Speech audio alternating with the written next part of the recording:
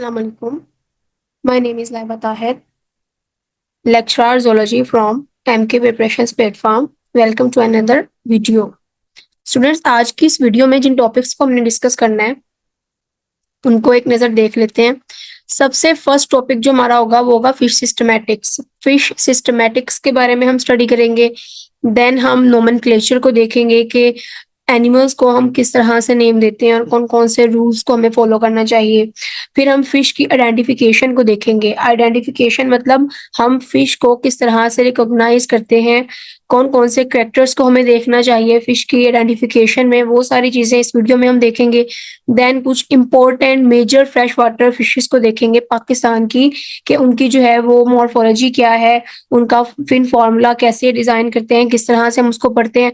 इन सारी चीज़ों के बारे में इंफॉर्मेशन आपको इस वीडियो में मिल जाएगी।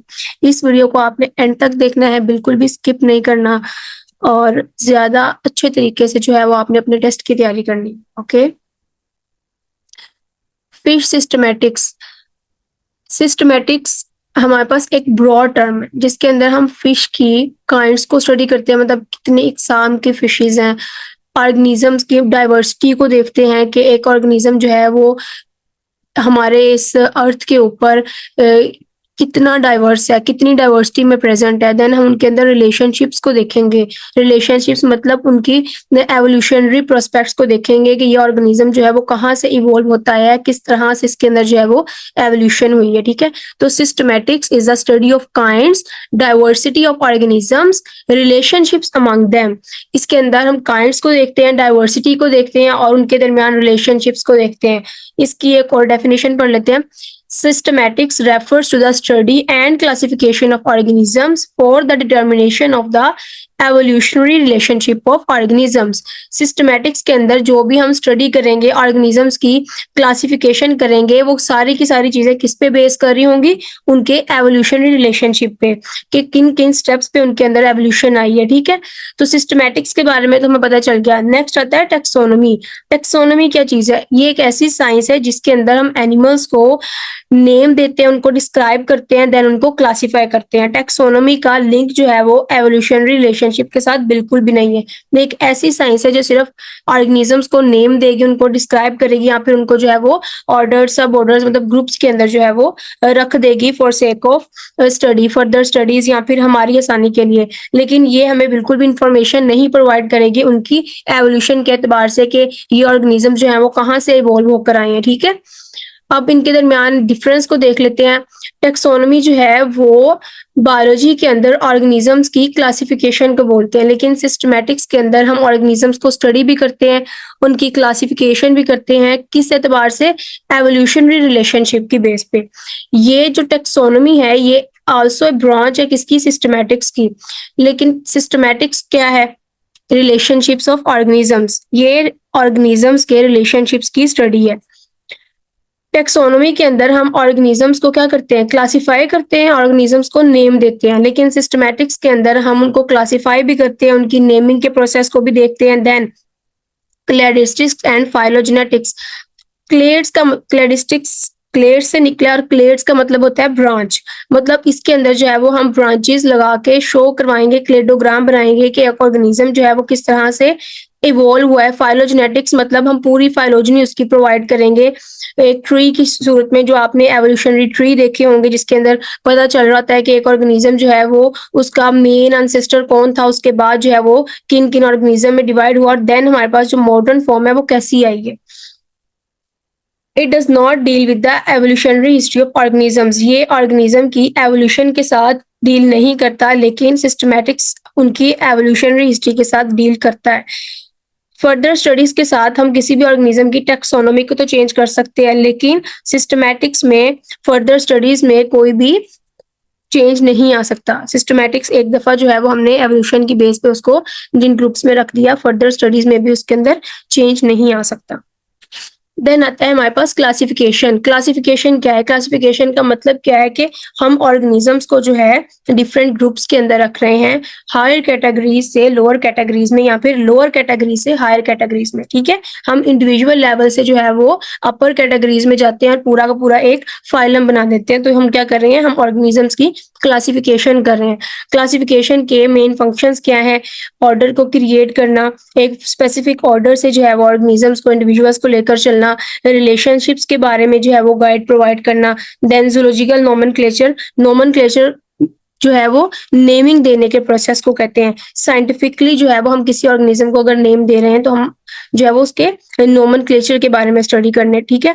तो क्लासिफिकेशन के अंदर हम जूलॉजिकल नोमेनक्लेचर पर भी जो है वो बात करते हैं, ठीक है। तो इसके फंक्शंस में आ जाता है।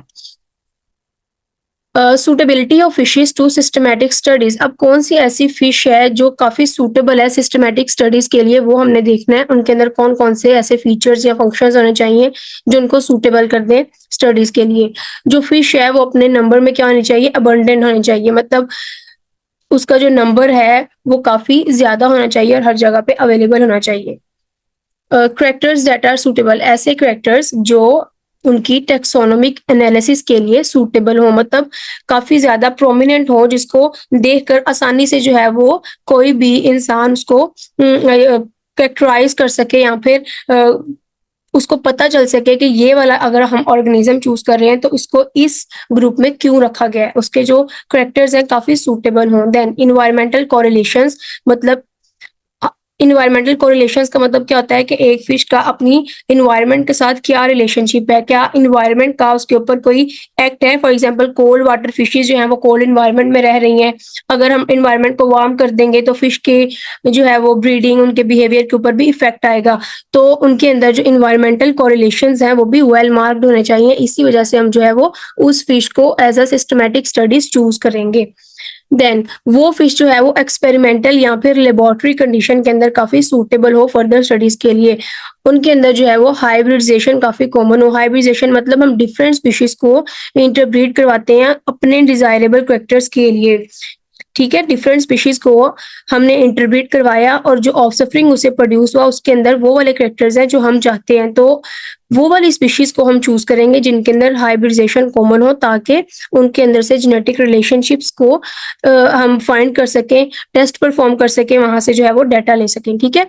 देन अगर हम हिस्टोरिकल बैकग्राउंड को देखेंगे सिस्टमैटिक्स के, तो उसमें सबसे फर्स्ट वन जो साइंटिस्ट थे वो थे अरिस्टोटल, जिन्होंने एनिमल्स को कैरेक्टराइज किया था उनकी रहने के तरीके से, उनके एक्शन से, उनकी हैबिट से, उनके बॉडी पार्ट से। उन्होंने उसको क्या किया था? डिफरेंट ग्रुप्स के अंदर रखा था। देन साइंटिस्ट हमारे पास आते हैं जॉन रे।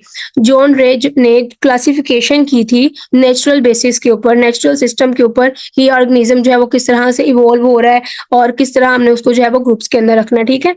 तो हिस्टोरिकल बैकग्राउंड के अंदर आपने ये सारी चीजें याद रखनी है कि सबसे फर्स्ट वन साइंटिस्ट को कौन थे क्लासिफिकेशन के अंदर जिन्होंने ये काम जो है वो स्टार्ट किया था ऑर्गेनिज्म को क्लासिफाई करने का, ठीक है। तो सबसे फर्स्ट वन एरिस्टोटल थे, देन हमारे पास जॉन रे आए, देन हमारे पास आए लीनियस। जो लीनियस है उनको हम फादर ऑफ टेक्सोनॉमी भी बोलते हैं। इन्होंने काफी जो है वो अच्छा काम परफॉर्म किया है नोमेनक्लेचर और सिस्टमैटिक्स के अंदर। Linnaeus first applied binomial system of nomenclature in the 10th edition of his Systema Naturae. ये भी आपको पता होना चाहिए कि सबसे फर्स्ट वन पब्लिकेशन उन्होंने या बायनोमियल सिस्टम जो है वो किसके अंदर उसकी पब्लिकेशन की थी, ठीक है। It was a starting point for zoological nomenclature. ये जूलॉजिकल नोमेनक्लेचर का एक स्टार्टिंग पॉइंट था। इनको जो है वो फादर ऑफ टेक्सोनॉमी भी कहते हैं।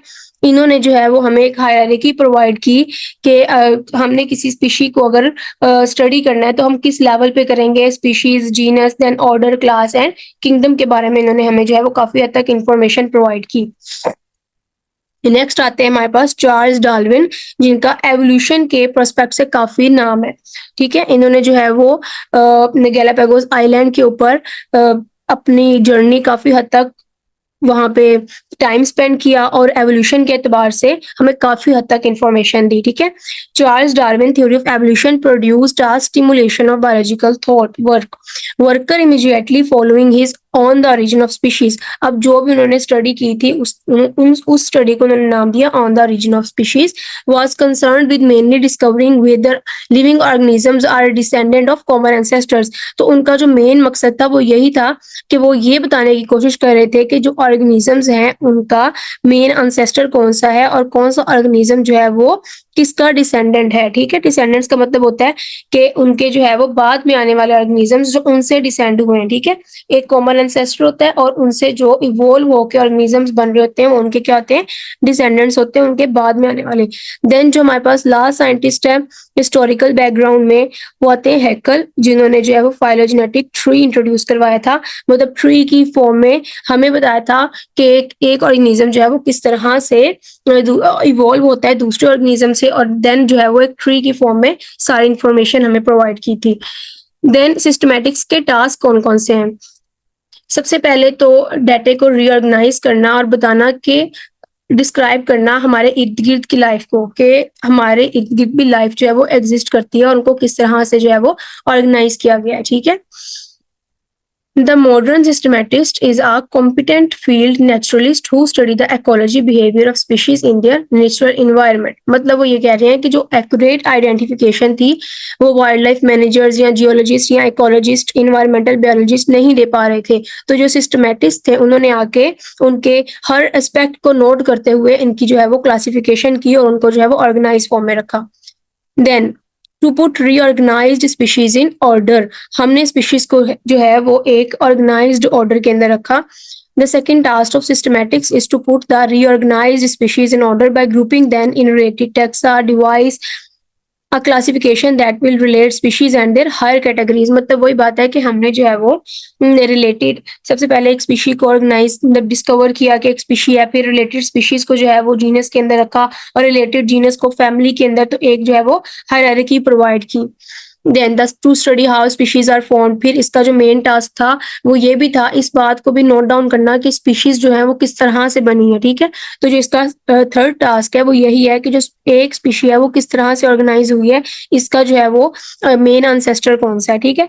उसके अंदर भी जो है वो हम 3 तरह की ग्रुपिंग को डिस्कस करते हैं। 3 तरह से हम किस तरह, टेक्सोनोमी का मतलब क्या होता है, ऑर्गेनिजम्स को क्लासिफाई करना। तो अब हमने 3 कैटेगरीज को स्टडी करना है कि हम ऑर्गेनिजम्स को किस किस तरह से जो है वो क्लासिफाई करते हैं, या टेक्सोनोमी की टाइप्स को हमने देखना है। तो उसमें आ जाती है हमारे पास अल्फा, बीटा और गैमा टेक्सोनोमी। अल्फा टेक्सोनोमी के अंदर हम क्या करते हैं, हम स्पीशीज को जो है वो ऑर्गेनाइज करते हैं, उनको कैरेक्टराइज करते हैं, मतलब उनकी कैरेक्टरिस्टिक्स के बारे में लिख देंगे और उनको जो है वो सिंपल नेम दे देते हैं। ठीक है।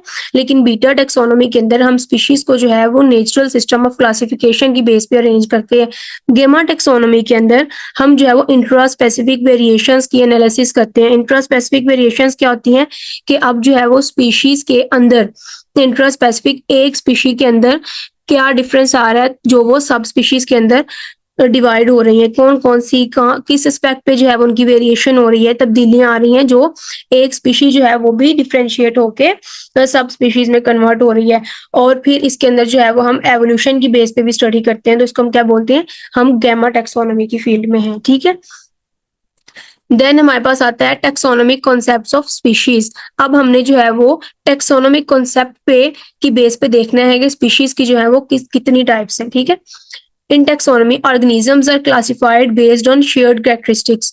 ऑर्गेनिज्म को हम क्लासिफाई करते हैं किस बेस पे, शेयर्ड कैरेक्टरिस्टिक्स की बेस पे, मतलब कुछ ऐसे कैरेक्टर्स जो उन्होंने शेयर किए हैं और हमें नजर आ रहे हैं मॉर्फोलॉजिकली भी, एनाटॉमिकली भी, कि ये ऑर्गेनिजम्स इनके अंदर सेम है, तो फिर हम सेम ऑर्गेनिजम्स या फिर सेम कैरेक्टर्स को, शेयर किए हुए ऑर्गेनिजम्स को एक ग्रुप में रख देते हैं। ठीक है। Starting from the species level and progressing to higher categories. Species level से हम जो है वो टेक्सोनोमी को स्टार्ट करते हैं और हायर कैटेगरीज की तरफ जाते हैं। Each taxonomic group is defined by a specific set of features found in all of its members। अब एक टेक्सोनोमिक ग्रुप के अंदर हमने वो सारे ऑर्गेनिजम्स को रखना है जिनके पास स्पेसिफिक सेट ऑफ फीचर्स है जो तमाम मेंबर्स में प्रेजेंट है। ऐसे फीचर्स जो तमाम मेंबर्स में प्रेजेंट है, उन तमाम मेंबर्स को हम जो है वो एक टेक्सोनोमिक ग्रुप के अंदर रख देंगे, ताकि हमें जो है वो उस एक ग्रुप के फीचर्स को पढ़ के पता चल जाएगा कि इनके अंदर जितने भी ऑर्गेनिजम्स हैं उनके भी यही फीचर्स हैं। ठीक है। The concept of variation within and among groups is becoming increasingly important in defining these categories। अब इन वेरिएशन के कॉन्सेप्ट को समझना जो है काफी इंपॉर्टेंट है ऑर्गेनिजम्स को कैटेगराइज करने के लिए। और अगर हम देखें हायरार्की ऑफ क्लासिफिकेशन, तो सबसे फर्स्ट वन हम जो है वो इंडिविजुअल को स्टडी करते हैं। इंडिविजुअल्स क्या होते हैं, ऐसे ऑर्गेनिजम्स जो क्लोजली रिलेट होते हैं और इंटरब्रीड करते हैं। इंटरब्रीड मतलब ब्रीडिंग के बाद जो है वो जब वो रिप्रोडक्शन करेंगे तो फर्टाइल ऑफस्प्रिंग प्रोड्यूस करेंगे। ठीक है। देन आते हैं उसके बाद स्पीशीज। अब इंडिविजुअल्स के ग्रुप से क्या बन जाती हैं, स्पीशीज बन जाती हैं। और स्पीशीज की डेफिनेशन तो आपको पता है कि ऐसे ऑर्गेनिजम्स जो ब्रीड करने से फर्टाइल ऑफस्प्रिंग प्रोड्यूस करें, उनको हम क्या बोलते हैं, species. Species is a group of similar individuals that can breed and produce fertile offspring. Species are often identified by morphological traits, geographic distribution, and when available biological data. और हम species को जो है वो उनके मॉर्फोलॉजिकल ट्रेड्स की base पे, उनकी जियोग्राफिकल डिस्ट्रीब्यूशन के वो हमारी अर्थ के ऊपर जो है उनकी डिस्ट्रीब्यूशन कहाँ क्या क्या है, किधर प्रेजेंट होते हैं, ठीक है, उनकी बेस पे, उनके बायोलॉजिकल डाटा की बेस पे भी स्पीशीज की जो है वो आइडेंटिफिकेशन करते हैं। देन जो है वो हमारे पास आ जाता है जीनस, और प्लूरल फॉर्म में हम उसको जेनरा बोलते हैं। और एक या एक से ज्यादा रिलेटेड स्पीशीज अगर हमारे पास होंगी तो हम उसको जो है वो एक जीनस के अंदर रख देंगे। देन आता है हमारे पास फैमिली। रिलेटेड जेनरा को हम एक फैमिली में रखेंगे और रिलेटेड फैमिलीज को हम एक ऑर्डर में रखेंगे। ऑर्डर के बाद आती है हमारे पास क्लास। रिलेटेड ऑर्डर्स को हम एक क्लास में रख देंगे। तो इस तरह हम जो है वो लोअर लेवल से हायर लेवल की तरफ जा रहे हैं उनको कैरेक्टराइज करके। देन वेरिएशंस एंड रिलेशनशिप्स के बारे में हमने स्टडी करना है। Closely related species often differ in fine details. ऐसी स्पीशीज जो आपस में काफी क्लोज हैं, उनके अंदर भी डिफरेंस आ सकता है। वो डिफरेंस हमने कैसे देखना है, उनके अंदर एक्सटर्नल या फिर इंटरनल मॉर्फोलॉजी के अंदर भी डिफरेंस हो सकता है, उनके बायोकेमिकल फंक्शंस के अंदर भी डिफरेंस हो सकता है, उनकी अमाइनो एसिड सीक्वेंसेस में भी डिफरेंस आ सकता है, और उनके कंपैरेटिव बिहेवियर में भी डिफरेंस हो सकता है। ठीक है, एक्सटर्नल और इंटरनल मॉर्फोलॉजी मतलब उनका जो है वो बाहर से वो किस तरह के नजर आ रहे हैं और अंदर से किस तरह के हैं, उनके जो अंदर केमिकल्स मौजूद हैं उनमें कितना डिफरेंस है। देन हम अमाइनो एसिड सीक्वेंस मतलब उनकी जो प्रोटीन्स हैं वो दो ऑर्गेनिजम्स के अंदर कितनी सेम है, और उनका जो बिहेवियर है वो कितना जो है वो मिलता जुलता है, या फिर उनके अंदर कहाँ पे जो है वो डिफरेंस आ गया। ठीक है, देन हमने देखनी है स्पीशीज की काइंड्स। कितनी काइंड्स की स्पीशीज जो है वो हम स्टडी करते हैं। सबसे पहले मोनोटाइपिक स्पीशी। मोनो का मतलब भी क्या होता है, वन, एक तरह की स्पीशी। अगर एक जेनरा भी होगी और उसका कोई भी क्लोज रिलेटिव नहीं है तो हम उसको क्या बोलेंगे, ये मोनोटाइपिक स्पीशी है, मतलब ये अपनी तरह की सिर्फ एक ही स्पीशी है, इसका कोई भी क्लोज रिलेटिव इसके जेनरा में मौजूद नहीं है। पॉलीटाइपिक स्पीशी का मतलब ये है कि अब एक स्पीशी जो है वो वेरिएशन उसके अंदर आके डिफरेंट सब स्पीशीज में डिवाइड हो चुकी है, तो उसको हम क्या बोलेंगे, polytypic. Poly means more than two या वेरियस स्पीशीज, तो वो हम उसको पॉलीटाइपिक स्पीशीज में रख देंगे। देन आती है हमारे पास सिबलिंग या फिर क्रिप्टिक स्पीशीज। सिबलिंग और क्रिप्टिक स्पीशीज में क्या होता है, ये जो है ऐसी स्पीशीज होती हैं जो मॉर्फोलॉजिकली अगर हम उनको देखें, उनका एक्सटर्नल या फिर इंटरनल स्ट्रक्चर देखें तो उनके अंदर कोई भी फर्क नजर नहीं आ रहा था, लेकिन उनके जेनेटिकली, उनके फिजियोलॉजिकल या इकोलॉजिकल या बिहेवियरल डिफरेंसेस होते हैं, जिनकी बेस पे हम उनको बोलते हैं ये जो है अब सिबलिंग या फिर क्रिप्टिक स्पीशीज में आ जाती हैं। बात को समझे, मॉर्फोलॉजिकली तो उनके अंदर कोई डिफरेंस नहीं होता, लेकिन उनकी जेनेटिक जो है वो चेंज हो चुकी होती है, उनके अंदर जो है वो बिहेवियरल चेंजेस आगे होते हैं, उनके अंदर जो है फिजियोलॉजिकल या फिर इकोलॉजिकल चेंजेस आ जाते हैं, जिसकी बेस पे हम बोलते हैं कि ये क्रिप्टिक स्पीशीज हैं। और जियोग्राफिकली सेग्रीगेटेड पॉपुलेशन जो है वो, मतलब जियोग्राफिकली सेग्रीगेटेड पॉपुलेशन मतलब एक बैरियर की वजह से सिमिलर टाइप की स्पीशीज जो है वो एक दूसरे से अलग हुई, और अब उनके अंदर जो है वो इतना डिफरेंस आ गया है कि वो अब इंटरब्रीड नहीं कर सकती और वो सब स्पीशीज के अंदर डिवाइड हो गई है। ठीक है, sub species are geographically segregated population और ग्रुप ऑफ लोकल पॉपुलेशन। मतलब जब वो एक साथ रह रहे थे तो वो हमारे पास एक स्पीशी थे, जब उनके अंदर कोई जियोग्राफिकल बैरियर आ गया, जियोग्राफिकली वो एक दूसरे से अलग हो गए, वो इस खित्ते में आ गया, वो इस खित्ते में आ गया, तो अब उनके अंदर जो है वो उनकी इकोलॉजिकल बेसिस, उनका इन्वायरमेंट, ईच एंड एवरीथिंग, उनकी फीडिंग बिहेवियर, वो सारी चीजें एक्ट कर रही हैं उनको चेंज करने में। तो अब उनके अंदर जो है वो माइनर डिफरेंसेस उनकी जेनेटिक्स में, उनके बिहेवियर में आ चुके हैं, तो एक स्पीशी जो है वो डिफरेंट सब स्पीशीज के अंदर कन्वर्ट हो चुकी है और रिप्रोडक्टिवली आइसोलेट हो गई है, रिप्रोडक्शन के काबिल नहीं रही। ठीक है, द डाटा ऑफ क्लासिफिकेशन। अब जो है अगर हमने किसी ऑर्गेनिज्म को क्लासिफाई करना है तो उसको क्लासिफाई करने के लिए हमारे पास कौन सा डाटा होना मौजूद है। ठीक है, कौन से कैरेक्टर्स को हम देखेंगे तो फिर हमें पता चल जाएगा कि हाँ हम इनको जो है अब क्लासिफाई कर सकते हैं on the basis of these characters. ठीक है, सबसे फर्स्ट वन हम देखते हैं कि नंबर ऑफ किसी भी फिश की अगर हम बात करें तो उनमें हम देखेंगे उनके अंदर जो है वो नंबर ऑफ स्केल्स कितने हैं। ठीक है, उनको हम काउंट कर लेंगे और डिफरेंट स्पीशीज के नंबर ऑफ स्केल्स को हम लिखेंगे तो हमें पता चल जाएगा कि अब हम जो है वो इस स्केल के, इस नंबर के स्केल्स को अगर हम देख रहे हैं तो हम इस स्पीशी की बात कर रहे हैं, ठीक है। फिर जो है वो हम फिन रेस की बात करते हैं, वर्टिब्रे की बेस पे हम उसको जो है वो कैटेगराइज कर सकते हैं, उनके कलर्स की बेस पे कैटेगराइज कर सकते हैं। देन ऑस्टियोलॉजिकल फीचर्स, मतलब उनके बोन्स के स्ट्रक्चर, उनकी शेप की बेस पे उनको जो है वो कैटेगराइज कर सकते हैं। देन बिहेवियर पैटर्न या फिर क्रोमोसोम नंबर्स की बेस पे हम जो है वो फिश को कैटेगराइज कर सकते हैं, उनको क्लासिफाई कर सकते हैं, ठीक है। अब सबसे पहले हमने देखना है जो कॉर्डल रेज हैं उनका कितना नंबर है। कॉर्डल का मतलब आपको पता है, कॉर्डल मींस टेल फिन। जो एक फिश है, फिश की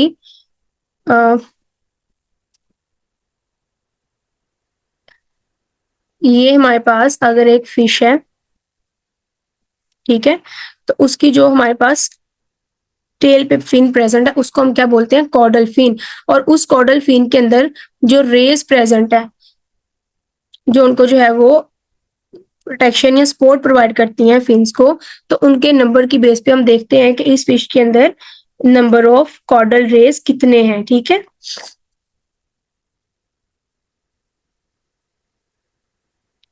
देन हमारे पास आ जाते हैं number of vertebrae.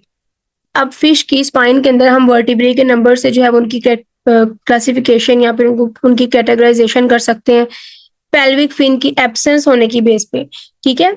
Pelvic fin जो है वो फिशेस के अंदर मोस्टली प्रेजेंट होते हैं। अगर किसी फिश के अंदर जो है वो पेल्विक फिन एब्सेंट है तो फिर हम कह सकते हैं कि ये जो है या तो एक फैमिली ट्रेट है, उस स्पीशी की पूरी फैमिली का एक खसूसी ट्रेट है, या फिर ये जो किसी ऑर्गेनिज्म या इंडिविजुअल के अंदर वेरिएशन आ गई जिसकी बेस पे जो है वो इनके पेल्विक फिन की फॉर्मेशन नहीं हुई, ठीक है।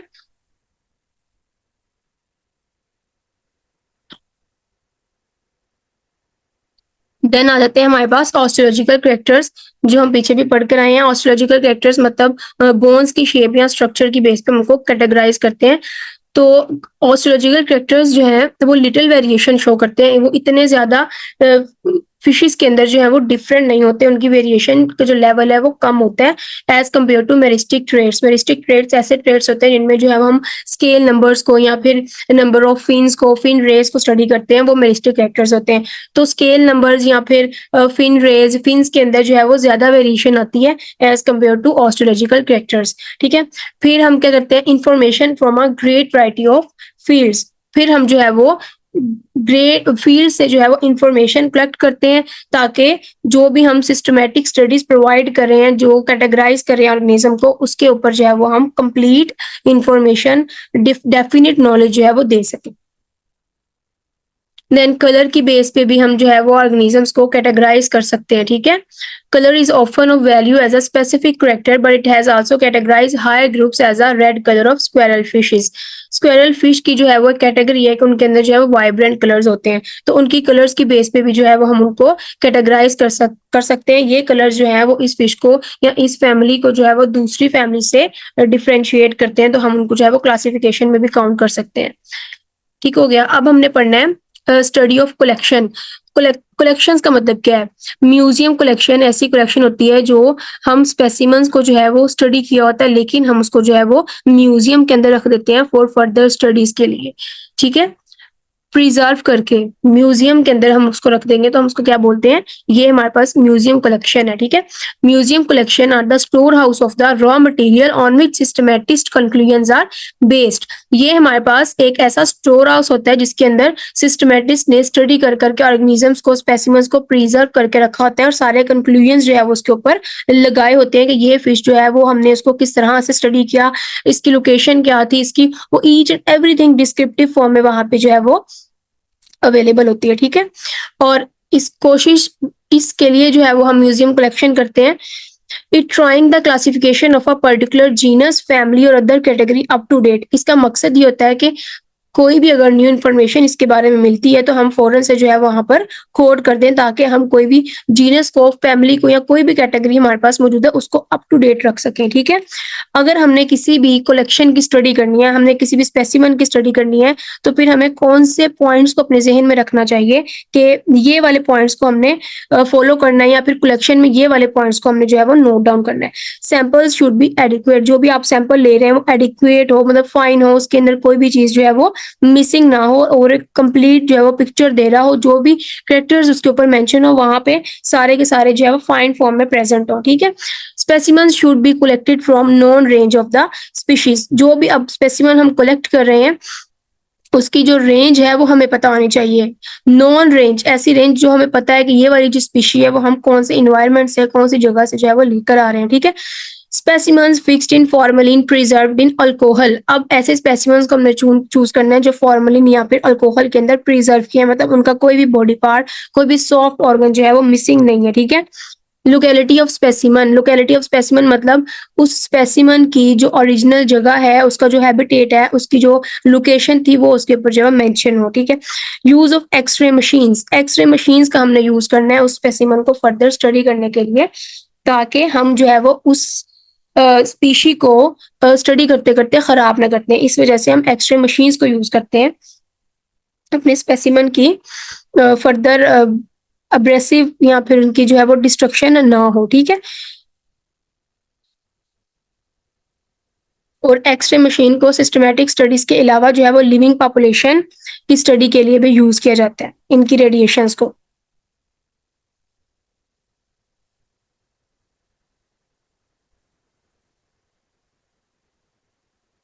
उसके बाद जो इंफॉर्मेशन है हर कलेक्शन की वो हमारे पास प्रेजेंट होनी चाहिए, ठीक है।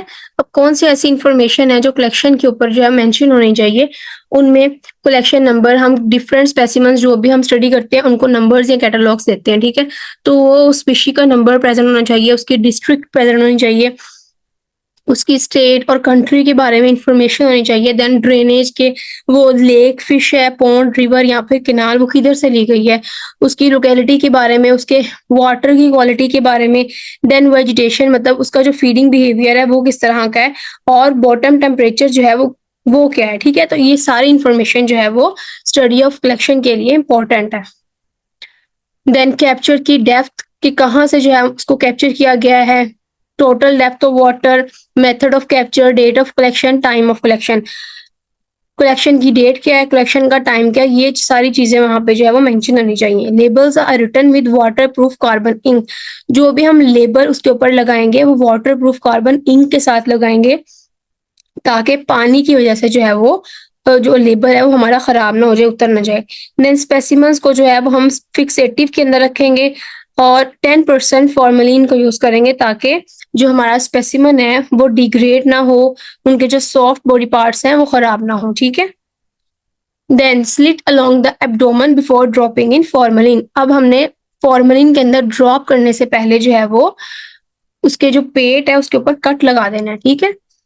Specimen more than few inches long should be slit along the abdomen before dropping in formalin. Formalin में ड्रॉप करने से पहले हमने उसके पेट के ऊपर जो है वो कट लगा देना है। अगर जो स्पेसिमन है वो हमने सिवरल वीक्स के लिए, कुछ हफ्तों के लिए फॉर्मलिन के अंदर रखा हुआ है, देन हम जो है वो उसके ऊपर बोरेक्स को अप्लाई करेंगे, ताकि जो भी एसिडिक इफेक्ट है उसके अंदर उसको न्यूट्रलाइज किया जा सके और सॉफ्ट ऑर्गन्स जो है वो हमारे श्रिंक ना हो और उनकी जो है वो डीकैल्सिफिकेशन ना हो बोनी टिश्यूज की।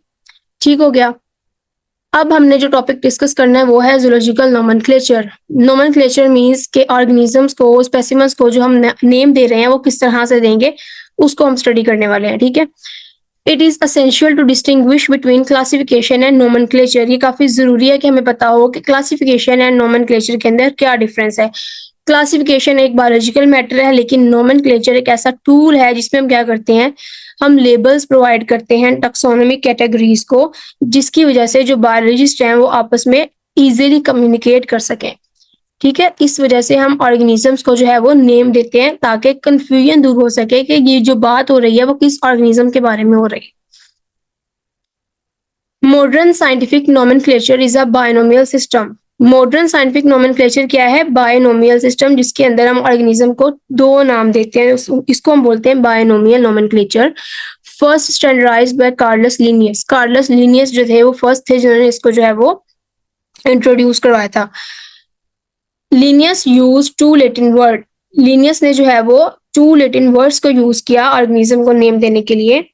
सबसे फर्स्ट वन जीनस नेम, जिसको हम जनरल काइंड भी बोलते हैं, ठीक है। फर्स्ट नेम जो था वो जीनस नेम था, और देन जो है दूसरा नेम जो था वो स्पीशी का अपना नेम था। एक जीनस नेम के कौन से जीनस से ये वाला ऑर्गेनिज्म जो है वो लिया गया, देन स्पीशीज जो है उसका अपना नेम जो कोई भी साइंटिस्ट जो है वो उसको, या जो ऑथर है वो उसको देता है, ठीक है। तो जीनस मतलब जेनरिक नेम और स्पीशीज मतलब पर्टिकुलर काइंड को शो करता है जो स्पीशीज नेम है। The binomial system is therefore two name system. इसी वजह से हम बायनोमियल सिस्टम को टू नेम सिस्टम बोलते हैं, क्योंकि इसके अंदर हम जो है वो दो नेम्स प्रोवाइड करते हैं। अब सब डिवीजन एंड क्लासिफिकेशन में हमने क्या देखना है, इसके अंदर हमने जो है वो प्रीफिक्सेस लगा के 8 कैटेगरीज को 15 कैटेगरीज के अंदर डिवाइड कर दिया है, ठीक है। सब एंड सुपर प्रीफिक्सेस लगाने के बाद हमने जो मेन कैटेगरीज थी 8, उनको 15 कैटेगरीज के अंदर डिवाइड कर दिया, जिसमें आ जाती है हमारे पास phylum, sub phylum, super class, class, sub class, then super order, order, sub order. तो इसी तरह जो है वो प्रीफिक्सेस की मदद से हमने 15 कैटेगरीज बना दी है हायरार्की की, जिसके अंदर हम अपने ऑर्गेनिजम्स को on the basis of similarities और डिफरेंसेस रखेंगे। In some large groups in which classification is comparatively well known and diverse use of tribes formed by ending ine। अब हमने जो नेम हम राइट कर रहे हैं, तो हमें कैसे पता चलेगा कि ये जो है वो हम ट्राइब की बात कर रहे हैं, जीनस की, ऑर्डर की, या फिर किसी भी स्पीशी की बात कर रहे हैं। तो उसमें उन्होंने रूल्स के अंदर हमें बता दिया कि अगर हम किसी ट्राइब की बात कर रहे हैं तो हमने जो है वो जीनस नेम को के लास्ट वाले पोर्शन को आई से जो है वो एंड करना है। एंडिंग पे हमने जो है वो उसके आई लिख देना है, जिसकी वजह से हमें पता चलेगा कि हम जो है वो एक मेन ट्राइब की बात कर रहे हैं। जैसे लेबियोरोहिटा जो है स्पीशी है, उसका जो हमारे पास जीनस है वो किप्रिनस है, और अगर उसकी जीनस को हम एंड से रिमूव करके आई लगा देंगे तो हमें पता चल जाएगा कि हम जो है वो अब किप्रिनी जो है किप्रिनिनी जो है वो ट्राइब की बात कर रहे हैं, ठीक है। बात समझ में आ रही है। Then the generic name is always in the singular in written with initial capital letter. अब दो नेम हमने डिसाइड किए हैं, तो दो नेम्स के अंदर जो हमारे पास फर्स्ट नेम होगा, जेनरिक नेम जो हम कह रहे हैं, उसका जो फर्स्ट लेटर होगा वो कैपिटल में लिखेंगे हम, ठीक है। ये रूल के अंदर आपने याद रखना है। और the specific part of the scientific name is not capitalised. और जो स्पेसिफिक नेम है, मतलब जो हम स्पीशी का नेम दे रहे हैं, जो दूसरा नेम होगा वो हमने जो है वो कैपिटल लेटर से स्टार्ट नहीं करना। फॉर एग्जाम्पल लेबियोरोहिटा, अब जो लेबियो है ये जीनस नेम है, उसका जो फर्स्ट लेटर है वो हमने कैपिटल किया है। और जो हमारे पास रोहिटा है ये हमारे पास स्पीशीज नेम है, और उसका जो फर्स्ट लेटर है वो हमने कैपिटल नहीं किया बल्कि लोअर केस लेटर में रखा है। तो इसका मतलब ये है कि हमने जो है वो रूल को फॉलो किया है साइंटिफिक नेम को लिखते हुए। देन नेमिंग ऑफ टेक्सा के अंदर हमने देखना है कि अब डिफरेंट ट्राइब्स को, फैमिलीज को, ऑर्डर्स को जो है वो हमने किस तरह से नेम देना है। अगर हम ट्राइब की बात कर रहे हैं तो उसके लास्ट के ऊपर हम जो है वो आई लगा देंगे। जिस तरह किप्रिनस जो है वो एक जीनस है और उसके लास्ट वाला पोर्शन आई लगा के ट्राइब बना दिया हमने। और फंडुलस जो है वो एक जीनस है और लास्ट में आई लगा के हमने उसको जो है वो शो करवा दिया कि अब हम जो है वो ट्राइब की बात कर रहे हैं। अगर हम सब फैमिली की बात करते हैं तो उसके लास्ट पोर्शन पे जो है वो INAE लगा देते हैं, जिसकी वजह से हमें पता चल जाता है कि ये जो है वो इस ऑर्गेनिज्म की सब फैमिली के बारे में लिखा गया है, ठीक है। जेनरिक स्टेम के साथ हम जो है वो INAE का इजाफा कर देंगे, जिसकी वजह से हमें पता चल जाएगा कि ये सब फैमिली है, जैसे एपिनेफ्लिनी। इसको पढ़ने के बाद हमें पता चल जाएगा कि ये कोई जीनस या ऑर्डर या फिर ट्राइब की बात नहीं कर रहे, ये सब फैमिली की बात कर रहे हैं, ठीक है।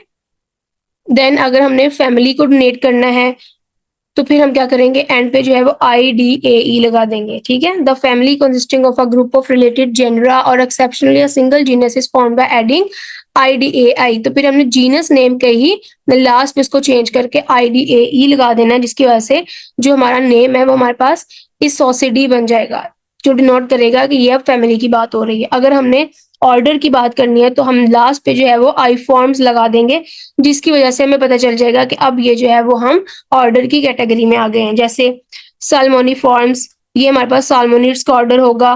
किप्रेनी फॉर्म्स कार्प्स का ऑर्डर होगा, ठीक है। Ichthyologists do not agree on ordinal names. The code does not specify how to form names above the family level. Family level से ऊपर जो है कोई कोड प्रेजेंट नहीं है ऑर्गेनिजम्स को स्पेसिफाई करने का, ठीक है।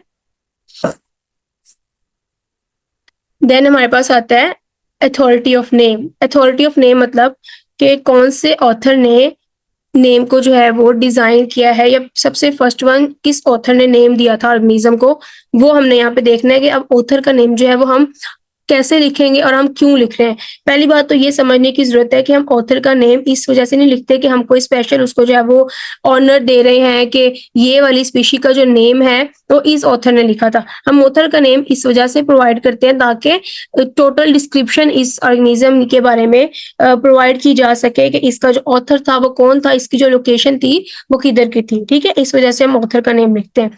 तो अगर हम ऑथर का नेम लिखेंगे तो उसके अंदर हमने कौन से रूल्स फॉलो करने हैं।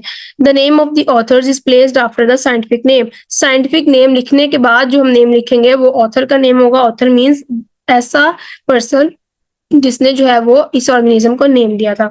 अगर हम एक स्पीशी को जो है वो डिफरेंट जीनस के अंदर मूव कर रहे हैं तो फिर हम ओरिजिनल ऑथर का जो नेम है वो पैरेंथेसिस मतलब ब्रैकेट्स के अंदर लगा के शो करवाएंगे कि ये जो था वो इसका ओरिजिनल ऑथर था। ठीक है, बस इसके अंदर यही इंपॉर्टेंट है। Zoological nomenclature. जूलॉजिकल नोमेनक्लेचर जो है वो बोटेनिकल नोमेनक्लेचर्स पे बिल्कुल भी डिपेंड नहीं करता। ऐसा नहीं हो सकता कि बोटेनिकल गार्डन के अंदर या फिर बॉटनी के अंदर किसी वेजिटेबल का नेम एनिमल के नेम से सिमिलर है तो फिर हम एनिमल के नेम को रिजेक्ट कर देंगे। टोटली जो है वो इंडिपेंडेंट है।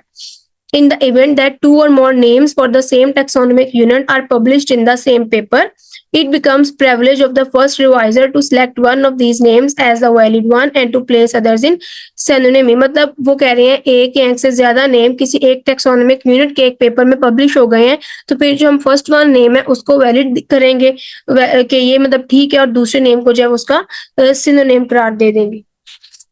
देन आते हैं हमारे पास टाइप स्पेसिमन। टाइप स्पेसिमन क्या होता है, टाइपिफिकेशन क्या होते हैं, ये हमने डिस्कस करना है। पहली बात तो ये है जब साइंटिस्ट जो है वो किसी भी चीज को डिस्क्राइब करते हैं या फिर किसी भी एनिमल को या फिर प्लांट को पहली दफा नेम देते हैं तो जो एक्चुअल स्पेसिमन होता है उसको हम क्या बोलते हैं, टाइप स्पेसिमन। तो अब हमने देखना है कि टाइप स्पेसिमन की नेक्स्ट कितनी टाइप्स हैं। ठीक है, सबसे फर्स्ट वन आती है होलोटाइप। होलोटाइप का मतलब क्या होता है, एक ओरिजिनल ऑथर था, एक ओरिजिनल ऑथर ने जो है वो एक ऑर्गेनिज्म को डिस्क्राइब किया और उसको जो है वो नेम दे दिया। ठीक है, तो उसको हमने क्या कहा, ये होलोटाइप है। ठीक है, single specimen designated by original author at the time of publication of original description. मतलब इसके अंदर हर चीज जो है वो ओरिजिनल है। ऑथर ने फर्स्ट टाइम जो है वो कोई स्पेसिमन लिया, उसको नेम दिया, तो हमने उस वाले स्पेसिमन को क्या नाम दे दिया, ये अब हमारे पास होलोटाइप है। ठीक है, नेक्स्ट आता है हमारे पास लेक्टोटाइप। लेक्टोटाइप अब क्या है, लेक्टोटाइप के अंदर जो ओरिजिनल ऑथर है उसने किसी भी ऑर्गेनिज्म को जो है वो स्पेसिफाई नहीं किया कि ये हमारे पास क्या है, होलोटाइप है। बात समझ में आ रही है।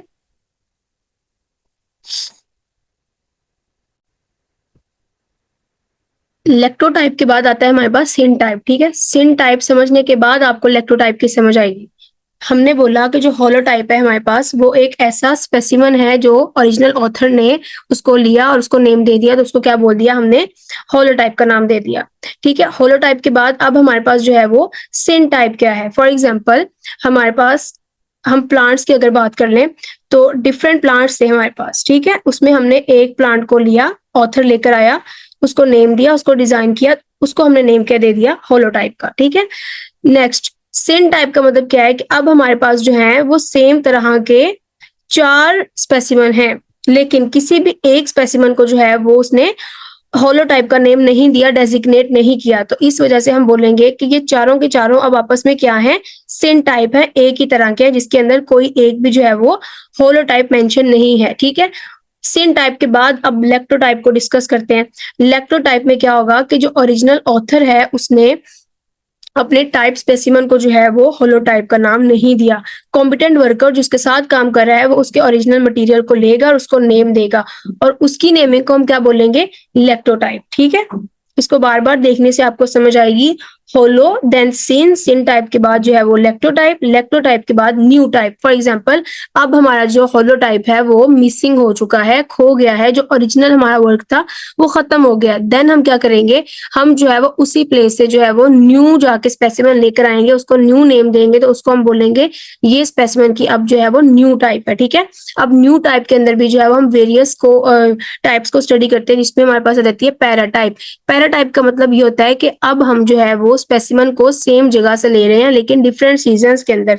फॉर एग्जाम्पल अगर हम इन केस ऑफ प्लांट्स बात कर लेते हैं फॉर सेक ऑफ अंडरस्टैंडिंग कि मैं एक ऑथर हूँ और मैंने जो है वो एक जगह से प्लांट को लिया है, ठीक है, और वो प्लांट जो थे वो छोटे थे, मैं उसे लेकर आ गई, उसको मैंने होलोटाइप का नेम दे दिया। लेकिन डिफरेंट सीजन में, नेक्स्ट सीजन में उस प्लांट के ऊपर जो है वो फ्रूट्स वगैरह लग चुके हैं, अब मैं वहां से उस जगह से उस फ्रूट को लेकर आऊंगी तो उसको मैं क्या नाम दूंगी, पैराटाइप का नेम दूंगी, ठीक है। कि ऐसा स्पेसिमेन जो हम डिफरेंट सीजन में सेम ही जगह से ले रहे हैं तो उसको हम क्या नेम दे रहे हैं, पैराटाइप। देन आता है हमारे पास एलोटाइप। एलोटाइप जो है वो होलोटाइप का ऑपोजिट सेक्स होता है जिसको हम एलोटाइप का नेम देते हैं। What is टोपोटाइप?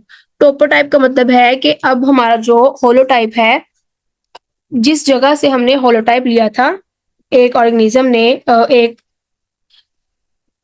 जो हमारे पास ऑथर है उसने जहां से अपना फर्स्ट स्पेसिमन लिया था उसको उसने होलोटाइप का नेम दिया था। अब उसी जगह से जाकर अगर हम दूसरा स्पेसिमन लेकर आएंगे सेम प्लेस से, सेम लोकेलिटी से, तो अब हम उसको नाम क्या देंगे, टोपोटाइप। तो यहाँ पे भी ये लिखा है कि ऐसा स्पेसिमन जो हम कलेक्ट कर रहे हैं उस जगह से जहां से हमने होलोटाइप को कलेक्ट किया था उसको हम क्या नाम देंगे, टोपोटाइप का नेम देंगे। देन आता है हमारे पास आइसोटाइप और पैराटोपोटाइप। अब आइसोटाइप का मतलब क्या होता है? आइसो मीन्स सेम, जो हमारा होलोटाइप है और ओरिजिनल ऑथर ने होलोटाइप को लिया और वहां पे उसको नेम दे दिया तो उसको उसकी टाइप स्पेसिमन की हो गई होलोटाइप। बिल्कुल उसी तरह का, उसी जगह से बिल्कुल उसी स्पेसिमन को अगर हम लेकर आ रहे हैं उसको जो हम नाम देंगे उसको क्या नेम देंगे, आइसोटाइप। तो हम ये कह सकते हैं कि ये जो हमारे पास डुप्लीकेट स्पेसिमन है होलोटाइप का, ठीक है।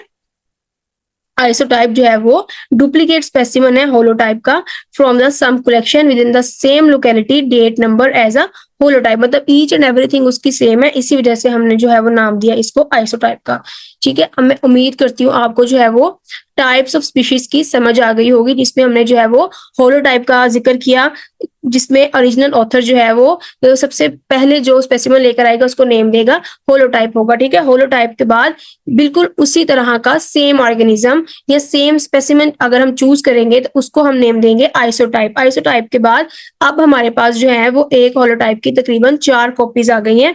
उन 4 कॉपीज के अंदर कोई भी एक कॉपी के बारे में हमें नहीं पता कि इसके अंदर से होलोटाइप कौन सा है, तो वो सारी की सारी कॉपीज जो है वो आपस में क्या होंगी, सिन टाइप होंगी। सिन टाइप के बाद हम लोगों ने पढ़ा लेक्टोटाइप। लेक्टोटाइप के अंदर हमने ये डिस्कस किया कि अब ये एक ऐसा स्पेसिमन है जो कि ओरिजिनल ऑथर ने स्पेसिमन को होलोटाइप डेजिग्नेट ही नहीं किया। मतलब हमारे पास अगर 4 कॉपीज मौजूद है उसके अंदर से हमें नहीं पता कि होलोटाइप कौन सा है, तो अब उसके अंदर से जो हम चूज करेंगे स्पेसिमन एज अ होलोटाइप उसको हम नाम के दे देंगे लेक्टोटाइप का, ठीक है। और न्यू टाइप मतलब हमारा जो ओरिजिनल होलोटाइप था वो खो गया है, हमने जो है वो न्यू डिजाइन किया है तो उसको हम क्या नेम देंगे, न्यू टाइप का। न्यू टाइप के बाद जो टोपोटाइप है वो एक ऐसा स्पेसिमन है जो हमने जिस जगह से हमने होलोटाइप कलेक्ट किया था उसी जगह से अगर हम न्यू स्पेसिमन कलेक्ट करके लेकर आएंगे तो उसको हम नाम कर देंगे टोपोटाइप का। तो इस सीक्वेंस में अगर आप इसको मेमोराइज करने की कोशिश करेंगे तो इंशाल्लाह आपको समझ आएगी, ठीक है। देन जो है वो हम टाइप स्पेसिमन को फॉलोइंग कैटेगरीज 3 कैटेगरीज के अंदर जो है वो कैटेगराइज करते हैं, डिवाइड करते हैं। प्राइमरी टाइप्स के अंदर जो है वो हम क्या पढ़ेंगे, होलो, एलो, पैरा, सिन टाइप, ठीक, और लेक्टोटाइप। अगर आपको इनकी समझ आ रही है तो फिर इजीली जो आप समझ सकते हैं कि ये हमारे पास कौन से टाइप्स हैं, प्राइमरी टाइप्स हैं। देन सप्लीमेंट्री टाइप में हम कौन सी टाइप को स्टडी करते हैं, न्यू टाइप को, जिसके अंदर जो हमारा ओरिजिनल और होलोटाइप था वो खो गया था, हमने जो है न्यू डिजाइन किया तो उसको हमने न्यू टाइप का नाम दिया और वो कौन सी कैटेगरी के अंदर आ जाएगा, सप्लीमेंट्री टाइप के अंदर। देन टिपिकल स्पेसिमन के अंदर जो है हम टोपोटाइप को डिस्कस करते हैं, जिसमें हम ये देखते हैं कि जोन सी जगह से हमने जो है वो होलोटाइप को कलेक्ट किया था वहां से जाकर अगर हम और स्पेसिमन को लेकर आएंगे तो उसको हम क्या नेम देंगे, टोपोटाइप का। तो ये आपको पता होना चाहिए कि हम कौन सी कैटेगरी में जो है वो स्पीशी की कौन सी टाइप को रखेंगे, ठीक है। देन हमने देखनी है terminologies related to identification of fish के। अब कौन सी ऐसी टर्मिनोलॉजीज हैं जिसके बारे में हमें पता होना चाहिए फिश को आइडेंटिफाई करने के लिए। तो सबसे पहले हमारे पास एब्डोमन किसी फिश के जो पेट की बात हो रही है, ठीक है, तो उसका जो एब्डोमन है वो कील्ड है। कील्ड का मतलब क्या होता है, नोकीला है, ठीक है, नोकदार है, या फिर सिरेटेड है, सा लाइक स्ट्रक्चर है उसका, आरी की तरह। अगर हम जो है वो उसके पेट के एज के ऊपर ऐसे अपने थंब के साथ मूव करवाएंगे अपना थंब तो हमें जो है वो सा लाइक apparatus उसका शो होगा तो उसको बोलेंगे कि जो उसका एब्डोमेन है वो सिरेटेड है। और अगर उसका एब्डोमेन जो है वो नोकीला होगा तो हम क्या बोलेंगे, इसका जो एब्डोमेन है वो कील लाइक है। अब ये देखिए, ये जो फिश है इसका जो एब्डोमेन वो नीचे को इस तरह बेंड हुआ है और एक नुकीली शक्ल बना रहा है, तो इसको हम बोल रहे हैं एब्डोमिनल कील। और ये जो है वो सा लाइक स्ट्रक्चर, यहाँ पे अगर हम अपने थंब के साथ जो है वो फील करने की कोशिश करेंगे तो यहाँ पे हमें जो है वो आरी की तरह का महसूस होगा कि इसकी जो एब्डोमेन है वो सा लाइक है। ठीक है, देन आता है हमारे पास एब्डोमेन जो है वो राउंडेड है या नहीं है। तो फिर जो लोअर सरफेस पे एब्डोमेन होगा उसकी शेप को देख के हम बताएंगे कि इस फिश का जो ओवर एब्डोमेन है वो राउंड है, ओवल है या फिर सेमी ओवल स्ट्रक्चर, जैसे रहू और मोरी फिश के अंदर होता है, बिल्कुल ऐसे राउंडेड स्ट्रक्चर में। तो ये भी हमारे पास एक आइडेंटिफिकेशन पॉइंट है, यहाँ से हम फिश की जो है वो आइडेंटिफिकेशन कर सकते हैं। देन जो है वो एब्डोमेन, जो पीछे भी हम बात करके आए हैं, जो उसका एज है वो शार्प है, मतलब वो कील लाइक है, जैसे हाइपोथैलेमिक मोलिट्रिक्स सिल्वर कार्प के अंदर होता है। ठीक है, एडिपोज फिन। अब एडिपोज फिन क्या है? Sharp edge outgrowth behind the dorsal fin on dorsal side. अब आपको पहले तो ये पता होना चाहिए कि जो फिश है उसकी डोर्सल साइड कौन सी होती है। अगर हम फिश की एनाटॉमी में देखें तो एनाटॉमी के अंदर आप ये वेरियस टर्म्स पढ़कर आए होंगे। ये अगर एक फिश है, ठीक है, तो जो उसकी बेली साइड होगी वो होगी ventral side, opposite to belly side is dorsal side. ठीक है, और डोर्सल साइड के ऊपर जितने भी फिन्स प्रेजेंट होंगे उसको हम क्या बोलेंगे? Dorsal fin. और जो वेंट्रल साइड पे प्रेजेंट होते हैं और आपको पता है उसको उनके अंदर फिर जो है वो पेल्विक फिन्स और पेक्टोरल फिन्स और टेल के ऊपर जो फिन्स प्रेजेंट है वो कॉर्डल फिन्स। एनाटॉमी के अंदर ये वेरियस टर्म्स के बारे में आपने डिस्कस किया होना है। ठीक हो गया। अब एडिपोज फिन जो है वो क्या कह रहे हैं, जो एडिपोज फिन है वो एक आउटग्रोथ है डोर्सल फिन के पीछे वाली साइड पे, डोर्सल और वो भी इधर डोर्सल साइड पे, डोर्सल फिन के पीछे जो है वो एक शार्प एज आउटग्रोथ है। ये डोर्सल फिन है जो डोर्सल साइड पे प्रेजेंट है और उसके पीछे जो है वो एडिपोज फिन प्रेजेंट है, बिल्कुल इस तरह। और ये जो है वो कॉर्डल फिन है। ये फिश दिखाया हुआ ये उसकी डोर्सल साइड है और जो बेली वाली साइड उसको हम क्या बोलते हैं? Ventral side. Then body eel like, snake like body. अब फिश की जो बॉडी है वो ईल लाइक है, उस भी ये भी हम आइडेंटिफिकेशन इसकी भी हम कर सकते हैं। जैसे ये जो है वो स्पिंडल शेप बॉडी है और अगर जो है ये स्नेक लाइक स्ट्रक्चर इसका बॉडी का हो जाएगा तो हम बोलेंगे जो इस फिश की जो बॉडी है वो ईल लाइक है। ये भी हमारे पास एक आइडेंटिफिकेशन करेक्टर है। देन हम बार्बल्स की नंबर, उनकी प्रेजेंस की बेस पे भी फिश को जो है वो कैटेगराइज कर सकते हैं। बार्बल्स जो है वो आप समझ लें फिश की जो है वो मूछें हैं। ठीक है, फाइब्रस आउटग्रोथ होती है माउथ ओपनिंग के पास, जिनको हम बार्बल्स बोलते हैं। और इनका जो ऑर्गन है वो सेंसरी ऑर्गन होता है, ये चीजों को जो है वो केमिकल्स को सेंस करने में अपने बार्बल्स को यूज करती है फिश। मैक्सिलरी बार्बल्स जो है वो मैक्सिला के पास प्रेजेंट होंगे। रोस्ट्रल बार्बल्स जो है वो रोस्ट्रम के पास प्रेजेंट होंगे। उसके बाद नेजल बार्बल्स जो है वो नेजल ओपनिंग के पास प्रेजेंट होंगे। और मैंडिबुलरी बार्बल्स जो है वो मैंडिबुलर रीजन या फिर लोअर जा के पास प्रेजेंट होंगे। जैसे ये रोस्ट्रम के पास जो बार्बल प्रेजेंट है उसको हम रोस्ट्रल बार्बल बोल रहे हैं, और मैक्सिलरी और मैंडिबुलर बार्बल्स। तो ये देखें बिल्कुल जो है वो मूंछों की तरह का स्ट्रक्चर शो कर रहे हैं फिश के ऊपर।